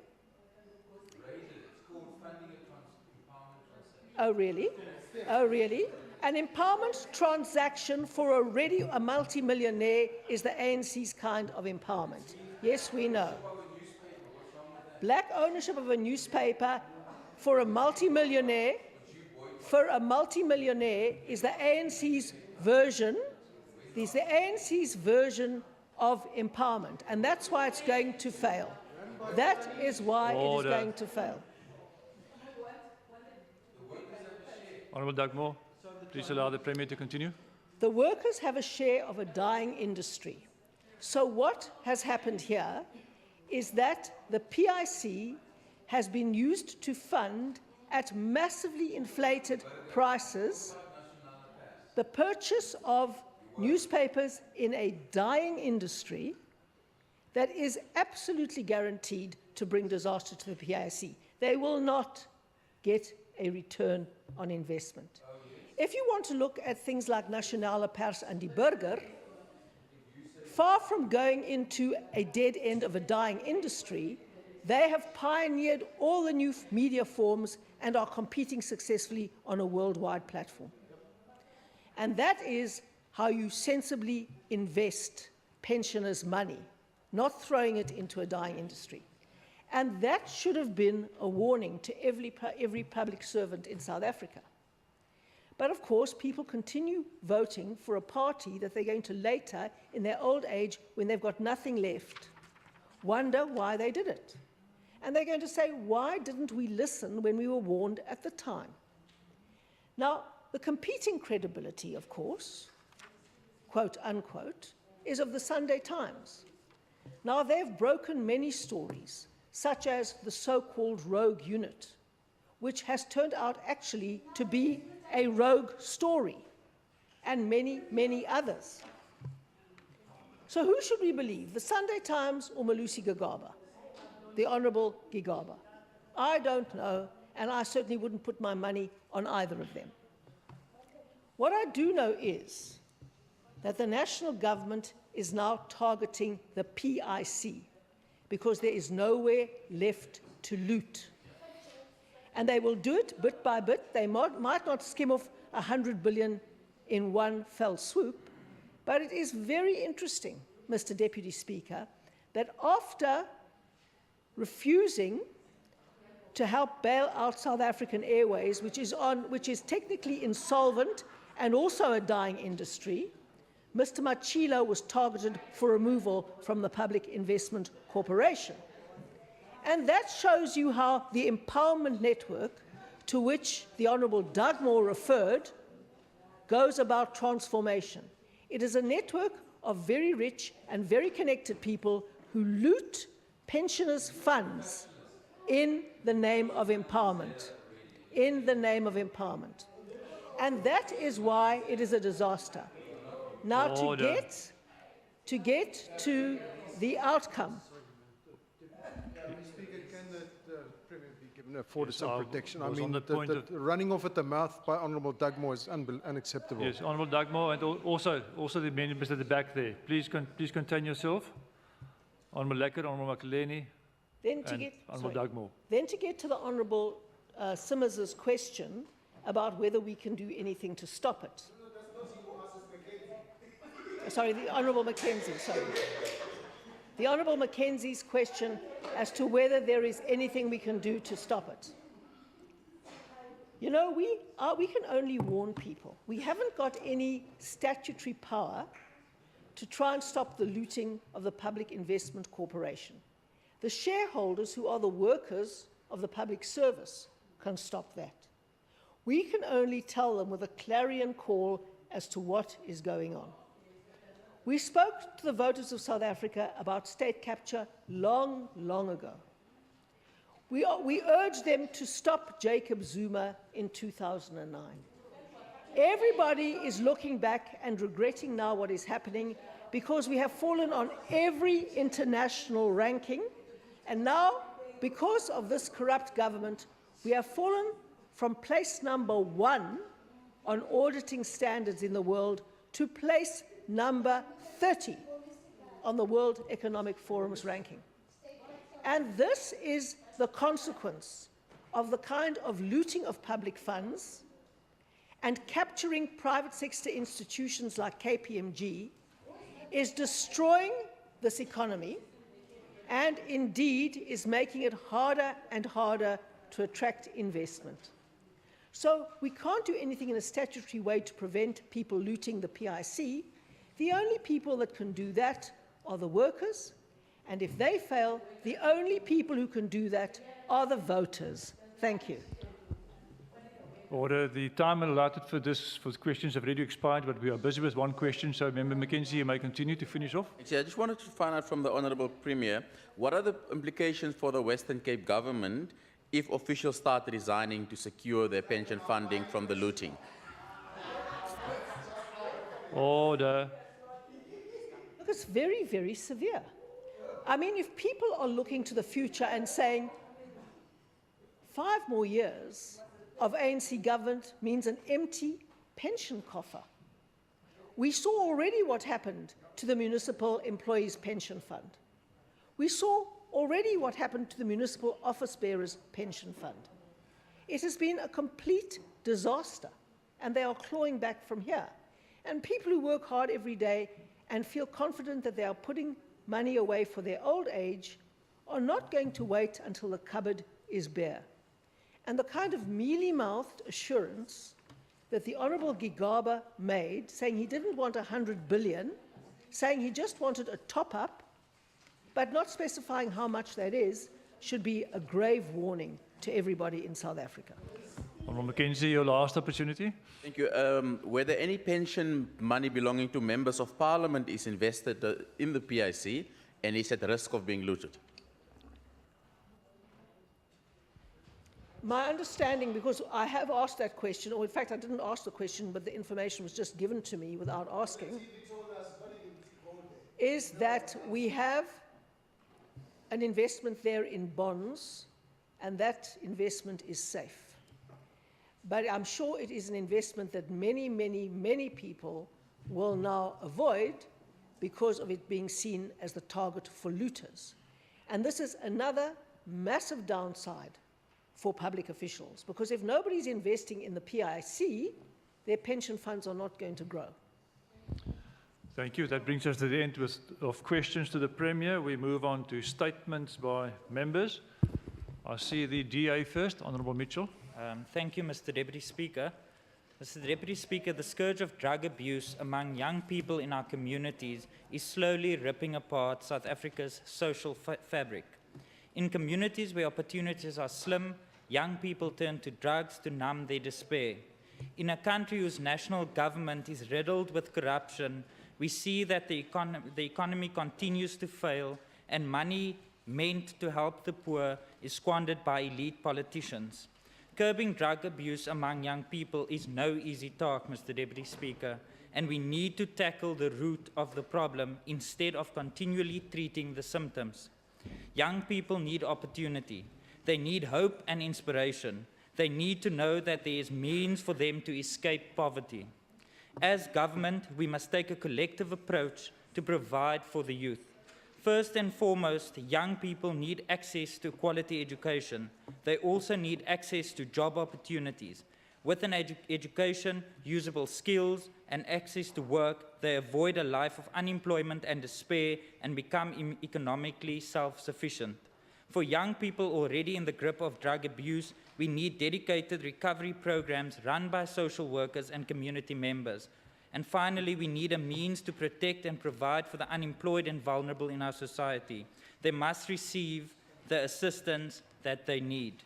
Young people must not only be saved from drug abuse, Mr. Deputy Speaker, but we must create an environment in which young people do not need to turn to taking drugs in the first place. When we can provide hope and opportunity, we can provide a means out of unemployment and a life away from drug use for our people. This mission is the responsibility of all spheres of government, and each and every one of our community members and public representatives need to protect our people at large. I thank you. Thank you. I see the DA of the ANC, Honourable Magaka. Thank you, Deputy Speaker. While the DA implosion continues with factions and division devouring each other publicly, a certain vindictive group driven by fear and hate keeps on manipulating the legislature to clamp down on the democratic space. The room for free political speech and comment is reduced daily as it started under the Honourable Premier Helen Zille. The spiteful assault is also aimed at internal opponents, like how aspiring provincial leader Leonard Max was again reduced to a minor committee to get him out of the way. He had success at the important Standing Committee on Transport and Public Works, was then sent to Conduct Committee until he got too close for comfort to DA delinquent and is now buried under the petition. But those who so eagerly try to escape accountability will soon find out the guilt of breaking laws will be punished. They made load the Conduct Committee with the very good and close friends of a certain group, and it's likely, but they will not get away. All these efforts are employed just to save the acting leader, Bongos Matigizela, to get elected to one and only cake man. Let's get the popcorn and watch this space for end of a sorry DA movie. I see the DA, Honourable Botha. Thank you, Deputy Speaker. Order. On the eve of World Heart Awareness Day, I'd like to remind all of us to live healthier lifestyles in order to take care of our hearts. The World Heart Federation tells us that cardiovascular diseases, or commonly known as heart diseases or strokes, is the world's #1 cause of death. The Federation reports that worldwide over 17 million people die due to cardiovascular diseases. On the continent, it is estimated that over 1.2 million people die annually, while it is the second leading cause of death in South Africa after HIV and AIDS. Deputy Speaker, we have to look at our lifestyles and how we care for our health. Our Department of Health tells us that strokes are the third cause of death, while it is the leading cause of disability in South Africa. Furthermore, every hour, 11 people in South Africa will suffer a stroke, which means about 270 strokes occur every day. Our department also reminds us that at least 80% of premature deaths from heart disease and stroke could be avoided if the main risk factors such as tobacco, unhealthy diet, and physical inactivity are controlled. Therefore, instead of taking the lift, let's rather take the stairs. And where possible, let's walk instead of driving. All of this boils down to the fact that we need to take better care of ourselves, our health, and our hearts. I thank you. Thank you. I see the DA again. Honourable Nkisela. Honourable Deputy Speaker, in light of the recent protests, which became very violent in nature, and the structure was the structure that we did not want to see. if one looks at Section 17 of the Constitution, which encourages everyone to have the right to peacefully and unarmed to assemble, to demonstrate, to picket, and to present petitions. That is a guarantee that is in the Bill of Rights, Chapter 2 of the Constitution. But what we've seen in the recent protests went far beyond than that, where property was damaged, life was threatened, and we saw the character of looting and the kind of demonstrations we don't want to encourage in this province. And I would like to commend this kind of demonstrations, as we've seen in Hangbeck, in Hout Bay, as we've seen in Overstrand, in Claremont, and in various other places. Like last week, there was a problem here in Strand on Friday. So these are the kind of things that we must not encourage at this parliament. And I call on members here in this parliament to work tirelessly to educate constituents that there's nothing wrong in expressing yourself, but you must all do so within the bounds of the Constitution. And in doing so, we will then be able to be heard, because all the 30 municipalities in this province have an opportunity within the municipalities to allow the members of the society to express themselves. And Section 36 of the Constitution must be applied in order to limit the kind of rights that we've seen. Your time has expired. I see the ANC. Thank you, Deputy Speaker. While the Western Cape runs out of water with day zero, now a reality within days, the DA still plays games with the lives of people. Too little, too late is done to save the dire situation. This issue showed up the DA for what it is, a complaining group defending the privileged. A lot was said by, amongst others, the Honorable Premier Helen Zille of how enough water will be made available. But we have yet to see the many promises fulfilled. We see no pipes, boreholes, pumps, or plants that would bring much needed water the DA committed to supply. It's empty promises as reservoirs run empty soon. Where are the 3 desalination plants and water purified by Eskom's Kuberg nuclear plant, or a ship to supply drinking water? Where are the extractions at schools and clinics? Where is the specialist hydrologist that to oversee this and tapping into aquifers? A disaster was declared, but little action followed. We do not see tankers bringing water. Where is the reuse of treated water? Where are the extra fixers or leaks and a dual reticulation system? We see graveling for support at central government and the customary DA blame game. I thank you. Thank you. The DA. Honourable Simmers. Deputy Speaker. Order. Okay. Ek hoop my tyd is nog reg. Today, the broader and more inclusive definition of heritage has allowed that what we know as heritage in the modern era to be recognized for its historic and cultural value. The significance of one's heritage can change over time as community values evolve. Conservation does not require one's heritage to be preserved in the original condition or use, only that any alteration or development for contemporary use and enjoyment retains its original heritage features. Deputy Speaker, it is essential to conserve the existing infrastructure around us, such as our roads, railways, and bridges, that promote identity and the continuity of places without impeding development that meets the current needs of our communities. It is further important to remember that the most significant elements of this modern layer of development will eventually form part of the built heritage of future generations. Our built heritage is the physical evidence of our cultural development and constitutes as one of our most important cultural assets. Built heritage helps us to understand where we have come from and who we are today. It also allows us to maintain a link with the past, defining a sense of place and identity for communities, both urban and regional. Built heritage is not only about beautiful buildings and monuments of exceptional value, but also includes small, modest, vernacular buildings that embody other equally important historical, social, or even archaeological values, rendering them just as significant. Thank you. The ANC, Honourable Dugmore. Thank you, Deputy Speaker.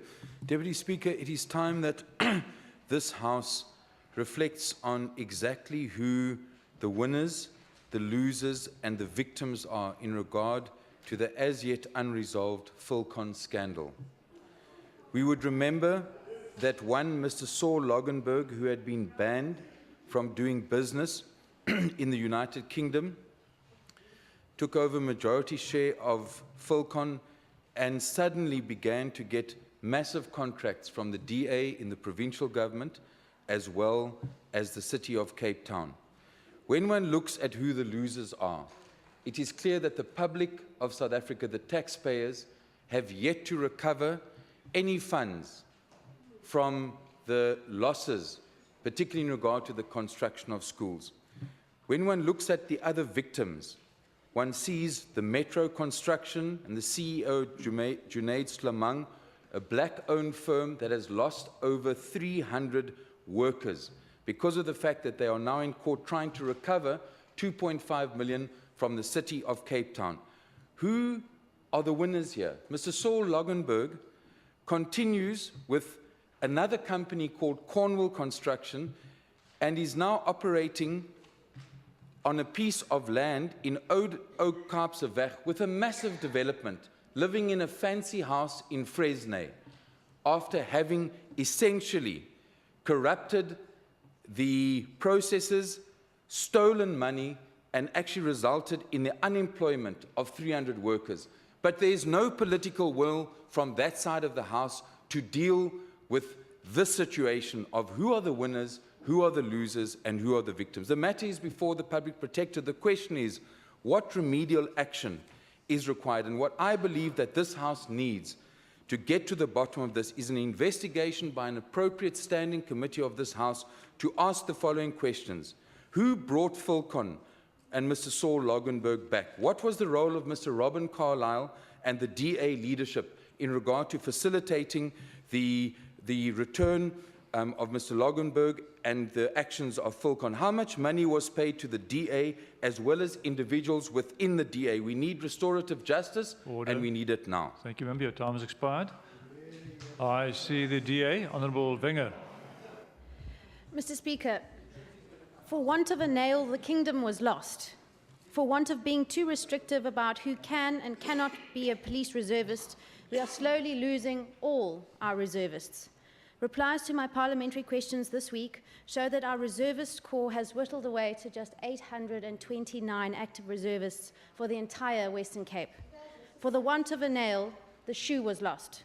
So restrictive is the policy that none of us here in this House, the media included, could volunteer to become a police reservist. We are all excluded. Those that are not in full-time employment or CPF members or anyone older than 40 for that matter can apply either. They're all excluded. For want of a shoe, the horse was lost. This financial year, since the 1st of April, not a single police reservist has been called up on duty with pay, despite the very high crime rates across our province, and not a single reservist has been re-recruited in the last 3 financial years. For want of a horse, the battle was lost. The Western Cape is one of the most under-resourced provinces, with 85% of our stations being understaffed. Given the critical manpower shortages, reservists play an important role in assisting the police and serving as a force multiplier. It beggars belief then that the number of active reservists in our province is declining. For want of a nail, the shoe was lost. For the want of a shoe, the horse was lost. For the want of a horse, the battle was lost. For the failure of battle, the kingdom was lost. Thank you. Thank you. That brings us to the end of statements. We move on to notices of motion. Are there any motions where notice is given? Honourable Olivier. Speaker, that is Honourable Olivier. Deputy Speaker, I move that this House debates the prevalence of drug abuse among learners at the Western Cape schools and the efficiency of the Western Cape Education Department programs to prevent drug and substance abuse among school children. After a high number of learners at 53 schools including primary schools, were tested positive for drugs. I so move. Thank you. Notice is taken of that. Are there any further? Honourable Lecker, do you want to move? Not? Any further? No? Then we move on to the next section, which is motions without notice. Are there any motions without notice? Honourable Inana first. Thank you, Deputy Speaker. A motion without notice. I move that the House expresses its heartfelt condolences to the family and friends of the pilot who died today when his chopper crashed in Strand inside the school yard.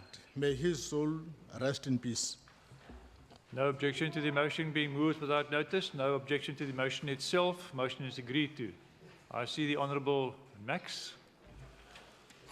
Thank you, Deputy Speaker. That this House notes and congratulate 18-year-old Lauren Lowe from Delft for obtaining her national colours in aerobics. Not only is this grade 12 learner excellent at sport, but she's also a top academic performer at Rosendal High School. This young girl is a true inspiration and example of how you can overcome difficult circumstances. I so move. No objection to the motion being moved without notice. No objection to the motion itself. Motion is agreed to. Honourable Nkondlo. Thank you, Deputy Speaker.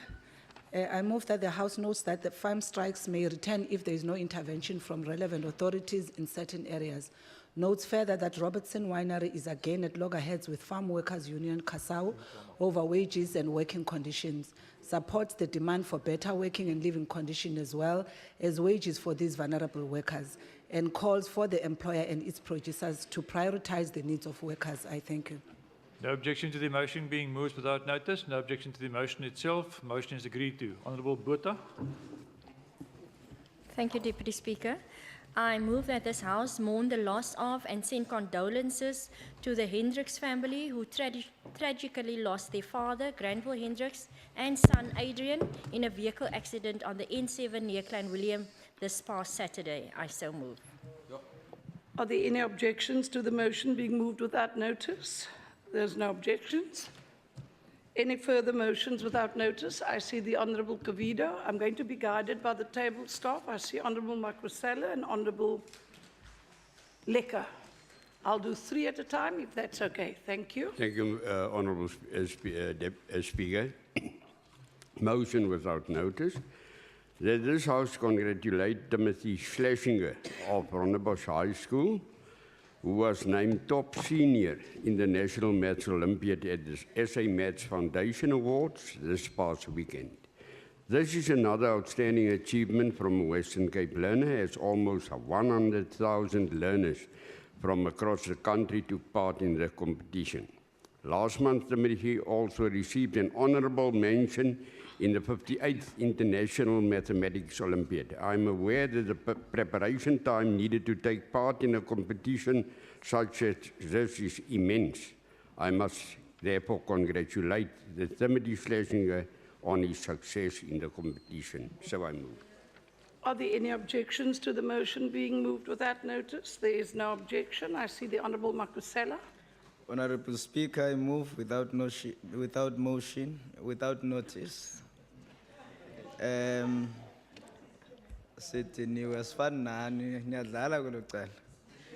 move without notice that the House notes the 26th edition of the Hermanas Whale Festival. That will be held in Hermanas from September the 29th until October the 1st, 2017. Order, that please. This festival is the oldest and largest on the Cape Whale Coast in South Africa and celebrates all marine life. It presents family, friends, visitors, and an opportunity to be entertained by music, exhibitions, and arts and craft, as well as experiencing an interactive marine-themed eco-village. Are there any objections? There are no objections. I see the Honourable Lecker, and then I'll do Honourable Botha, Magaka, and Mackenzie. In that order, please remember.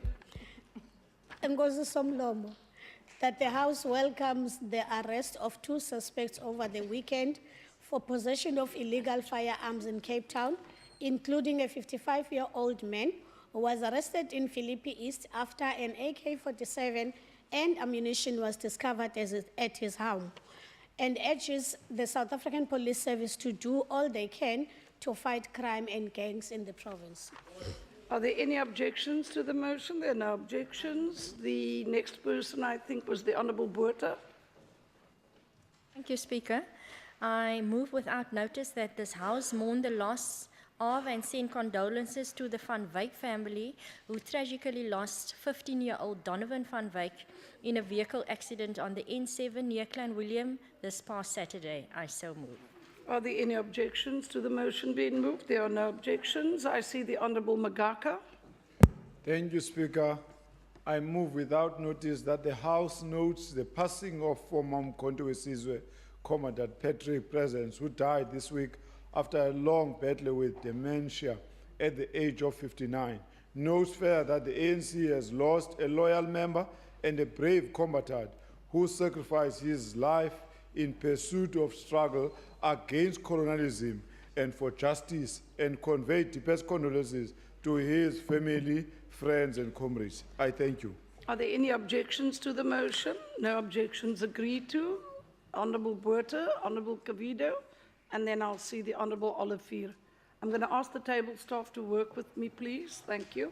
Thank you, Speaker. I move that this House notes and welcome the miraculous recovery of 11-year-old Sanda Machanyana, who was suffering from short bowel syndrome. This young boy from Feleni was only given months to live because he only had 26% of his intestines left. That this House also commends MEC Bongikosi Madikizela, who after learning about Sanda's illness and his desire to meet one of his favorite gospel idols, Lusanda Machinga, helped him realize this dream. I so move. Are there any objections to the motion being moved without notice? There is no objection. I see the Honourable Cavido. Thank you, Deputy Speaker. Motion without notice. That the House condemn in its strongest terms the petrol bombing and vandalizing of the historic 130-year-old St. Mark's Anglican Church, a place of worship in District 6 by COSATU members during their anti-state capture march through Cape Town yesterday. I so move. Are there any objections to the motion being moved without notice? There is an objection. The motion will be printed on the... Order, please, members. Order, please. Speaker. There is an objection. Speaker, the matter will be move that printed this on the House- order paper. Speaker, I move that this House note totally unacceptable that a large number of primary and secondary school learners tested positive for drug in 53 schools in the province. Notes further that a total of 360 primary school learners from 36 schools were tested for drugs. Of these, 229 tested positive. A total of 605 high school learners from 17 schools were tested of drugs. Of these, 415 tested positive. And calls for this test to be expanded to all schools in the province to understand the severity of this situation. I so move. Are there any objections? There are no objections. Agreed to. The Honourable Dugmore and then Honourable Cavido. Thank you, Speaker. I move without notice that this House notes the increasing cases of corporal punishment and assaults by certain teachers on learners in Western Cape schools, and calls on the Western Cape Education Department to accelerate its investigation into the incident, in particular at the Ottery Methodist Primary School, where it is alleged that pupils are scared of a teacher who allegedly hurled chairs and called learners derogatory names. I so move. Are there any objections to the motion being moved without notice? There are no objections. I see the Honourable Cavido. Thank you, Honourable Speaker. Motion without notice. That this House welcomes the first Edu Week to Cape Town.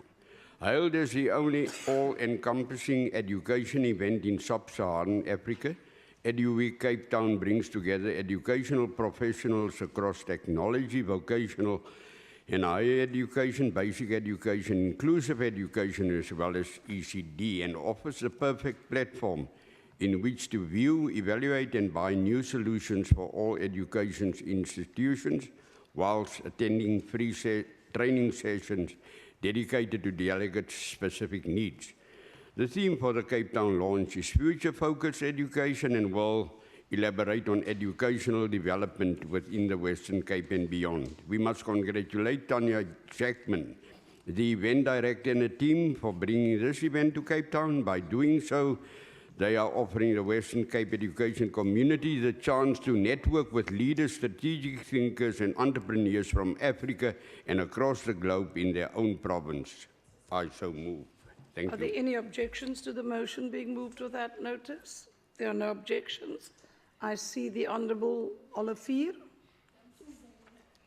Speaker, I move that this House notes and calls for investigation into a possibility that Shakir Marman, 15 years old, may have unknowingly suffered brain damage following a brutal beating by police at the Strandfontein High School, and calls on the Western Cape Education Department to put measures in place to please end school bullying. I so move. Are there any objections to the motion being moved without notice? There is an objection. It will be printed on the order paper. I see the Honourable, is it Honourable Lecker? Somlomo, that the House notes and welcomes the arrest of 2 suspects by the National Intervention Unit and Organized Crime Detectives in connection with the murder of Octavia Johannesson, 16, from Hanover Park, who was shot and killed in August, and commends the subs for the good job in investigating the murder. Are there any objections to the motion being moved without notice? There is no objection. Agreed to. The Honourable Makaleni. Thank you, Speaker. I move that the House condemns the Honourable Premier Zile's refusal to establish the Commission of Inquiry into the deaths of women and children in the province, as she is now pushing for special unit to be stationed at institutions of higher learning to collate and analyze available data on the reasons children are killed, and calls for a rejection of this research in favor of establishing a proper Commission of Inquiry. Are there any objections? There is an objection. The notice will be printed on the order paper. I see the Honourable Botha, after which I see the Honourable Nkondlo. You may proceed, Honourable Botha. Thank you, Speaker. I move without notice that this House notes and congratulate Bishop Lavis residents, Peter and Berendina Rosen, who will be celebrating their 50th wedding anniversary on 20 October 2017. May the love in their marriage continue to blossom. I so move. Are there any objections to the motion being moved? There is no objection. I see the Honourable Nkondlo. Thank you, Speaker. I move without notice that the House lauds the Department of Trade and Industry's recent announcement to take the South African black industrialists on an outward trade mission to Uganda for a week from the September 18 to the 23rd to assist them to search for market and investment opportunities for their products. Notes further that our Premier, who spent millions on international trips, doesn't think of including black industrialists in her delegation, and calls for more similar trips to ensure that black industrialists play a more prominent role in the economy of the country and that of the province. I so move. Are there any objections to the motion being moved? With motion being moved without notice? There is an objection. The motion will be printed on the order paper. There's an objection about this motion being moved without notice. Correct. There is no objection to debating it, but there is an objection. I am not attacking the speaker. Order, please, members. The Premier's on the floor. Order, please. And you're so slimy. Proceed, Premier. Okay. So the bottom line is, I object to it being moved without notice. Thank you. So, the correct members, can I just call everyone to order, including myself? The wording is, are there any objections to the motion being moved without notice? The Premier has indicated there is an objection, so the motion will now be printed on the order paper. I thank you. We shall move on. I see the Honourable Mackenzie. Thank you, Speaker. Honourable I members, move can we without please notice. maintain our composure? Thank you. Speaker, I move without notice that this House commend the South African Federation of Trade Unions, which met and is calling for the curtailing of powers of the Minister of Finance, Malusi Gigaba, regarding the Public Investment Incorporation, whose funds he intends on pillaging for yet another. It's your pension fund. Yes, see, for another state-owned entity bailout. Order, That this House please. further note that when the Minister Gigaba was Minister of Public Enterprises, he appointed Gupta and Zuma allies to many state-owned enterprises such as SAA, Petros A, please, which will members. bankrupt the public purse.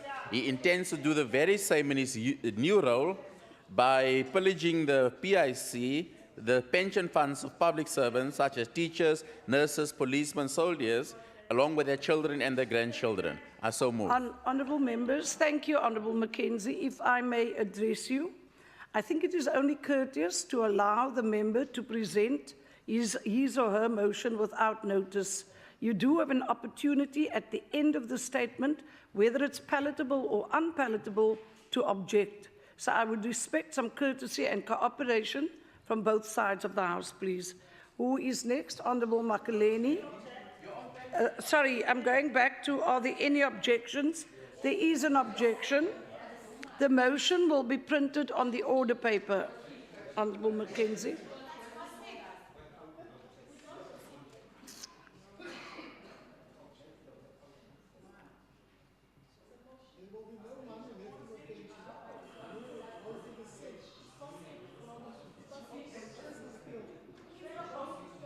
Members, at what stage are you going to compose yourselves and cooperate? We cannot continue in this way. There's a proceeding that we're following, and this constant barraging and bantering across the floor doesn't benefit the dignity and decorum of this House. So I'm going to ask you all to maintain yourselves, and let's cooperate and get through this process. Who is next for motions without notice? I see the Honourable Nkondlo. Honourable Makwasela. Thank you, Speaker. I'm looking at you, Honourable Magaka. Thank you.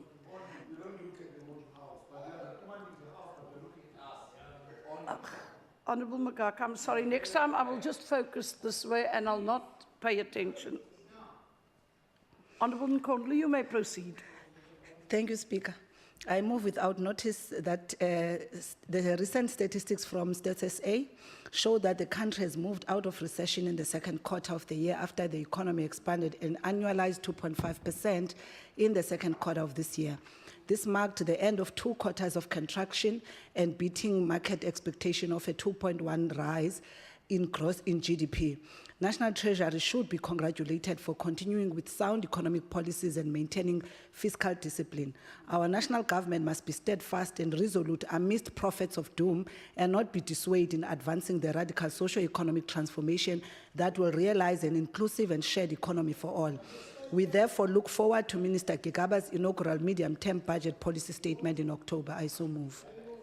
Are there any objections to the motion being moved with a? There is an objection. The motion will be printed on the order paper. Members, can I call you to order, please? A statement is 2 minutes. There's a motion without notice, and there's notices of motion. Let's not wander into the statement space. Last week we had the occasion to caution the Honourable Makwasela because everyone said he was making statements. So in fairness, let us manage our time. I recognise the Honourable Makwasela. Enkosi Somlo. Honourable Speaker, I move without notice that the House notes with great sadness the passing of Mr. Lodevikas van Lunen Kutsie on the 16th of July 2017, a father to Alderman Anton Kutsie, who's the Speaker of Overstrain Municipality and the Chairperson of Salga, Western Cape. Mr. Kutsie was an established businessman in Hermanus and the mayor of the last mayor of the Greater Hermanas until the establishment of the amalgamation of municipalities in the year 2000. I so move, Speaker. Are there any objections to the motion being moved without notice? There are no objections. Agreed to. Any further motions? No. Honourable Makrosela, again. Honourable Speaker, I move without notice that the House notes with great sadness the passing of a mother to Alderman Coetzee, Anton Coetzee, the Speaker of Overstern Municipality, and the Chairperson of Salga Western Cape. This is a second motion. Please pay respect. Mrs. Caroline Hope Coetzee passed on the 14th of September 2017, and this is a very serious pain to the family, and we mourn the passing of both parents. May their soul rest in peace. Are there any objections to the motion being moved without notice? There is no objection. I think that then concludes motions without notice. I will now ask the Secretary to read the first order of the day. Report of the Standing Committee on Finance on its oversight visit to Kenilworth, dated 19th April 2017. Honourable members, I have been informed by the Chief Whip that the Programming Authority resolved that there would be no list of speakers and that parties who wish to do so will now be afforded an opportunity to make a 3-minute declaration. I recognise the DA. I see the Honourable Simmers. Thank you, Speaker. Speaker, the Standing Committee on Finance paid an oversight visit to the Kenilworth Racecourse on 19th of April 2017 and met with Mr. Raj Paul, who's the General Manager of Betting, and Ms. Salvador, who's the Audit, Risk and Compliance Manager. As the oldest racecourse in our country and only 1 out of 10, Kenilworth is owned by the Thoroughbred Horse Racing Trust and is managed by Pumela Gaming and Leisure Limited.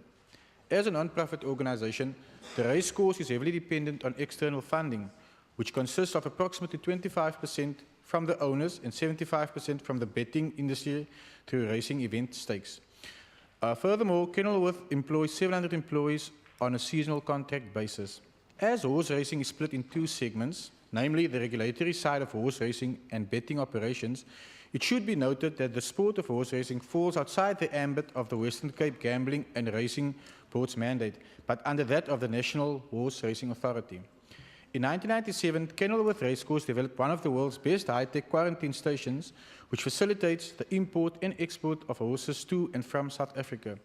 Taking cognizance of the current water shortage in our province, they are utilizing boreholes to maintain the racecourse. Annually, the racecourse contributes approximately 30,000 rand towards Grooms Trust, which is a school that trains multiracial and female jockeys in terms of horsemanship, and are also involved with the local CPF through various projects. The oversight delegation therefore was also informed that 1, the horse racing industry is a very challenging industry to access, and the costs associated with stabling a horse could amount to approximately 6,000 to 8,000 rand per month. The industry is also heavily controlled by a minority of thoroughbred horse owners. In closing, Madam Speaker, it should be noted that the Standing Committee of Finance are awaiting reports from the WCGRB as well as Provincial Treasury on the sustainability of the industry and the impact on own income revenue for the Western Cape Provincial Government. As a DA, we support this report. Thank you. Thank you, Honourable Sims. I now see the ANC. Thank you, Honourable Speaker. Speaker, yes, the findings was quite shocking when we attended that oversight visit. The Kenilworth Racecourse, owned by the Thoroughbred Horse Racing Trust, they call themselves a non-profit organisation, and we were quite sure they're making profits, although it's not being reflected. We did express our concern, and some of the concerns we must mention here, and we will really call for an investigation. The first one is most of the employees, they're employed on a contractual basis, on a seasonal basis, but this non-profit organisation, they control the totalisator, the pool betting, the selling of horse races. They also, as a minority, monopolize the industry as such. Their social responsibility contribution for the full year was only 30,000 rand per annum. And of course, that we can't even mention. The report that was referred to by the Provincial Treasury that they undertook is still not available.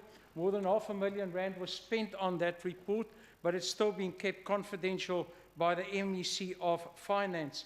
And we hope that when we do see this report will really reflect issues that's critical in terms of the non-profit owner that's managing that. Also the non-social responsibility there. The crisis of, and this is a big one, of cross-subsidization of what's happening there, and no transformation whatsoever that's taking place in this industry. PDI and black ownership is non-existent, and all new entrants are actually kept out by this minority group of people that's manipulating the process. We also expressed our concern that there's a possible illegal transgression in terms of offering sports pools, and that is now a challenge in the courts of law.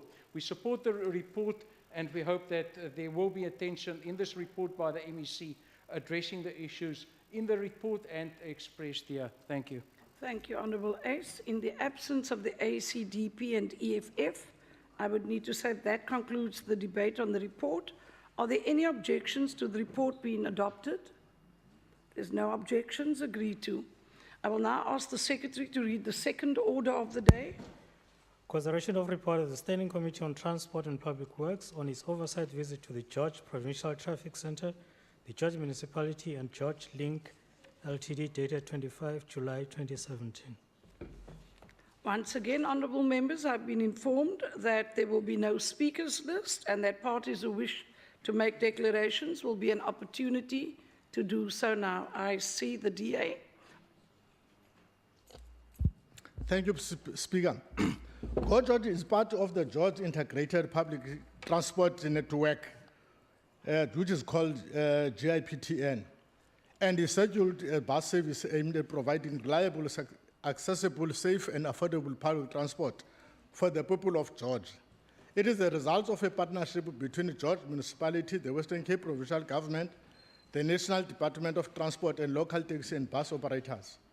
George Link has been appointed as the operating company that manages the Go George bus services. Various concerns have come to the committee's attention, including that of compensation paid to taxi and bus operators affected by GIPTN, the training of operators, the allocation of tenders, and the fact that no further operating license will be awarded on routes operated by GIPTN. All stakeholders of the vehicle operating company VOC, called George Link, were local taxi and bus operators operating license holders. The GIPTN speaker has positively impacted the industry, local business and public by offering job security, acting as a catalyst for small local businesses and development, and also by creating access to work opportunities, education, social, medical, and recreational facilities. The committee acknowledged the GIPTN is a complex institution project involving all three spheres of government, and expressed its satisfaction with the implementation thereof, as well as with the associated benefits to the George community. The George project has been a resounding success at multiple levels. It has been a path breaker to the province and the sector across South Africa. Notable speaker achievements include the following. It is the cheapest and the most innovative compensation approach agreed with the industry with the George compensation model, less than half of the price of compensation package negotiated in other cities, for instance, Johannesburg, Port Elizabeth. The only cities that involves the partnership between the provincial government and local in the management or finance of public transport. This arrangement, Speaker, has solved one of the key challenges facing public service delivery at the local government level, namely the capacity and financial constraint experienced by the smaller municipalities. Speaker, it is the rollout of the first full integrated public transport network rather than a focus on a single corridor.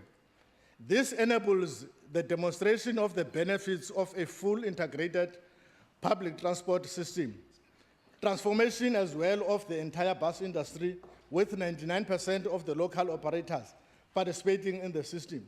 It is the only city outside the 12 big cities listed in the public transport strategy of 2007 that received national grant funding.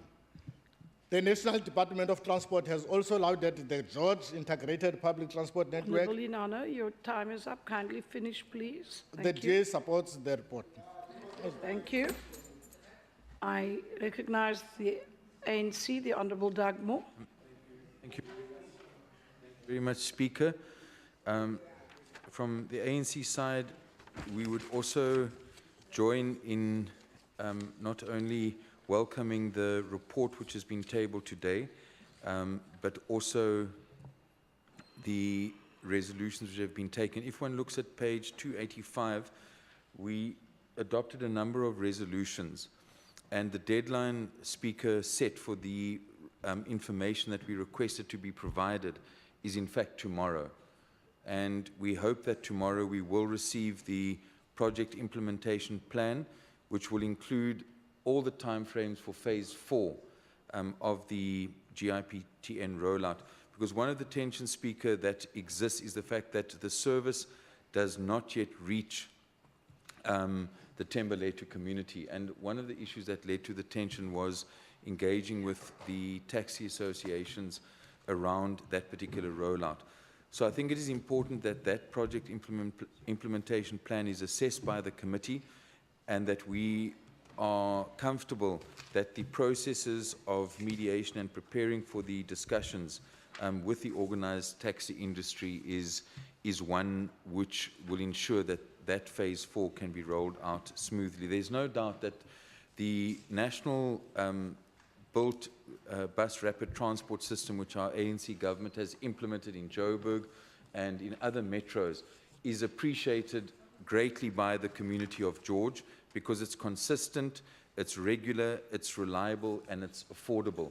But you can understand, Deputy Speaker, that one of the tensions is that given that government subsidizes Metro Rail, government subsidizes My City and Go George, government also subsidizes Golden Arrow, that one of the tensions which does emerge is the fact that the taxi industry over all these years and up until today, a suitable subsidy mechanism has not happened, although there have been major advances in setting up trusts where taxi owners do, for instance, own petrol stations and various other parts suppliers. But I think this is one of the issues. I think the committee also asked for the mediation process report, where the National Department of Transport actually got involved to help to broker a peace after the destruction of property in the area. And the perpetrators have actually, in regard to the destruction of property, have been arrested, and the law has taken its course. And from our side as the ANC, we support that process, because it's very important that affordable public transport is delivered to the communities of George. One of the interesting things, Deputy Speaker, which emerged was the possibility of looking at an economic development strategy for Go George, where they would, for instance, look at providing a service not just to the communities and commuters of George, but as you saw during the fires, to actually extend that service possibly. But that has to be done in consultation. But we also would support this report and recommend that, as we propose here, we go every year to this area. Time has also expired now. Take it there's no objection to the report then? No objection, agreed to. We move on to motions on the order paper. Chief Whip, now it's your opportunity to move the motion that you attempted at the beginning. Thank you, Deputy Speaker. Clause 16 of the National Constitution states that... Order. The first one is about the times. Oh, I thought I'd already done that in the beginning of the sitting. No, we let it stand over till now. Thank you, Deputy Speaker. Then I move the motion in my name, number 1 on the order paper. Notwithstanding Rule 18, the hours of sitting on Friday the 29th shall be from 9 o'clock until adjournment. No objection to that. No objections agreed to. We move to the second one. Chief Whip, it's your opportunity again. Yep. I repeat, Clause 16 of the National Constitution states that it is a constitutional right to express oneself. It goes on to describe the circumstances that give license to this right of expression. This legislature, like most in any democracy, protects this right and goes further to give some protection to the members to say certain things that ordinarily they would not be able to say outside the House. This is called privilege. This is important because, as public representatives, we are often given confidential information about some corruption or other untoward deeds that needs to be made publicly known. This mechanism of expression can then lead to others coming forward and to give investigative journalists something to work on. But both of these rights have limitations. Clause 16(2)(c) says that this right does not extend to, I quote, advocacy of hatred that is based on race, ethnicity, gender, or religion, and that constitutes incitement to cause harm. The rules of this House assume that all members are honourable and shall act accordingly. These, together with the Powers and Privileges Act Privileges of Parliament and Provincial Legislature Act and the Code of Conduct, the behaviour of members is broadly described. But as with so many well-intentioned documents written in previous times, events overtake one and new paradigms are set. What was previously acceptable is now being seen as unacceptable, and is now the new normal. So too with freedom of speech. Things one said or could not say yesterday are now being openly said today. And similarly, things that one could say yesterday may not be said today due to some change in political correctness. But some things do not change. One cannot slander another person. In this House, one cannot tell a deliberate lie. And the operative word is being on deliberate. But Speaker, as with some, could the honourable member who's desperate to have himself heard, could he please contain himself? Honourable Member, Honourable Jansky, that may be an interjection, but the level of your voice is far too high. Please contain yourself. But Speaker, as with so many things, we find a way around these rules and conventions. This has become even more fraught in the modern age, where messaging is instant and in such volumes that one can lose track of every slight and accusation made against one within a few minutes. In this particular forum, however, that's the House, we are more measured and considered, and hopefully accountable. One cannot just say what one wants and hopes that the chair will protect one. Similarly, the offended party has the right of remedy by issuing a corrective statement or requesting the chair to call the member to order. The problem with the second option is that one is asking a neutral arbiter to interpret the truthfulness of a statement, which of course they cannot. The first option is also pointless if the accuser simply ignores the corrective statement and repeats the untruth. Even if the chair requests a withdrawal, the damage is done and the public perception often lies with the storyteller. Similarly, the public simply does not understand the intricacies of honourable members, nor our rules. The media is often complicit in this perpetuation of these falsehoods. Why should they doubt the content of a claim if uttered by an ideological soulmate? And one just needs to think about the David's report bombshell last week, which hasn't received a single line in any newspaper. The only remedy is for members themselves to weigh the content and facts of their peers.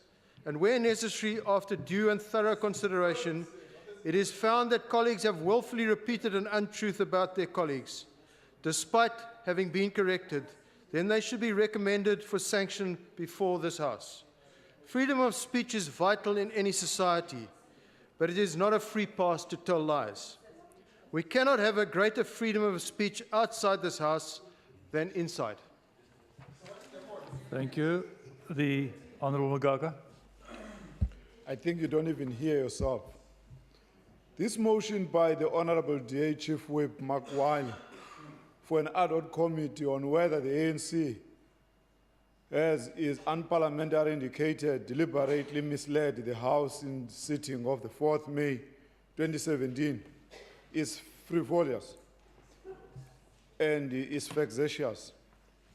The ANC observed that the DA remains hell-bent to suffocate the ANC and close down democratic participation in parliamentary debate and to freely express views without any fear or favour, as protected by the rules of this parliament, read with the spirit of the constitution of the country and its laws. This is the worst form of dictatorship and censorship, and is impermissible in our law. This was apartheid practice, actually. It undermines the very essence of our constitutional parliament. But we understand DA is a party of the past.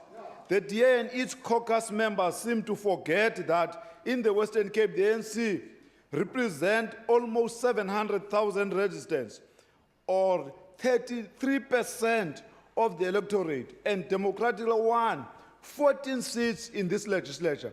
We are not here at the mercy or behest of the DA autocratic rule.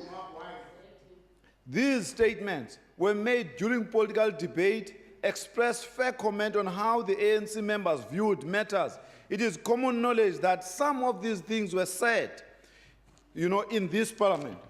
This debate were occasioned, among others, by the Premier's misconduct, which necessitated her political party, the DA, to strip her of rights in senior structures.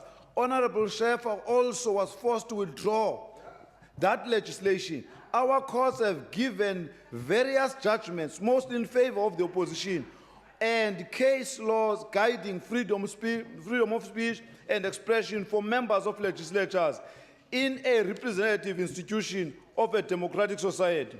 The ANC members of this provincial legislature are equally protected, enjoy privileges like all other political party members. All members of this legislature are protected by Section 2(1) of the Powers, Privileges and Immunities of the Parliament and Provincial Legislatures Act. This section is consistent with Section 58(1)(a) of the Constitution, which provide for the protection of freedom of speech. And in these chambers, the DA resort to bully tactics with this draconian and ad hoc committee that is tantamount to an illegitimate kangaroo court. The history has shown us that the DA appoints all yes-sir members for Honorable Wiley to bully and direct them from behind the curtains. He barges in and disrupts proceedings at will. To this end, member Dagmore lodged a complaint. As ANC, we reserve our rights to approach our courts on this DA witch hunt. Closing political democratic space and free political engagement is a provocation of violence, in actual fact, that most reactionary political formations of the old order, such as the DA, like to create in countries that liberated themselves from colonialism. In fact, that's a tendency of post-colonial political parties that undermine a new dispensation of democracy. Therefore, as an ANC, we cannot listen to that nonsense. We rather leave this legislature and not participate in that nonsense.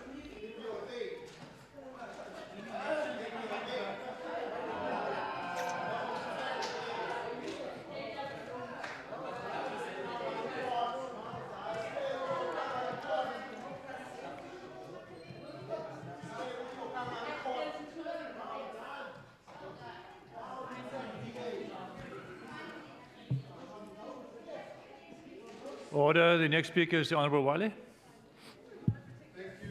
Deputy Speaker, peace at last in our time. Deputy Speaker, I think that we've just had a demonstration of exactly the way the ANC interprets democracy. And that is, if they don't get their way, then they want to go. If they don't get their way, then they want to destroy.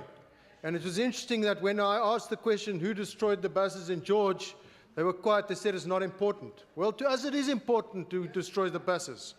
The Honourable Leader of the Opposition talked about freely express oneself. But at what cost to the honour of this House? We heard today the Honourable Dugmore here going on about tradition, and then he completely bastardized the rules of the House. And he's probably one of the most experienced politicians in the House. He knows the rules better than most. And yet he trashes them the first. The Honourable Leader of the Opposition talks about fair comment. Well, he sounded just like the Soviets that I had to deal with a couple of years ago, where they said peace as long as it's on our terms. Well, unfortunately, there is always another side to the coin. So we have put a motion before this House, Deputy Speaker, and I move this motion and that we do establish an ad hoc committee. And without fear or favour, if people abuse their right of free speech in this House, and abuse the right of privilege, they must be held to account. Thank you. That concludes the debate on this motion. The question before the House is the approval of this motion. Is there any objection to the motion being approved? No objection. Agreed to. That then brings us to the end of business for the day. Just before we adjourn, to remind members that the House will sit tomorrow morning at 9 o'clock. The House is adjourned.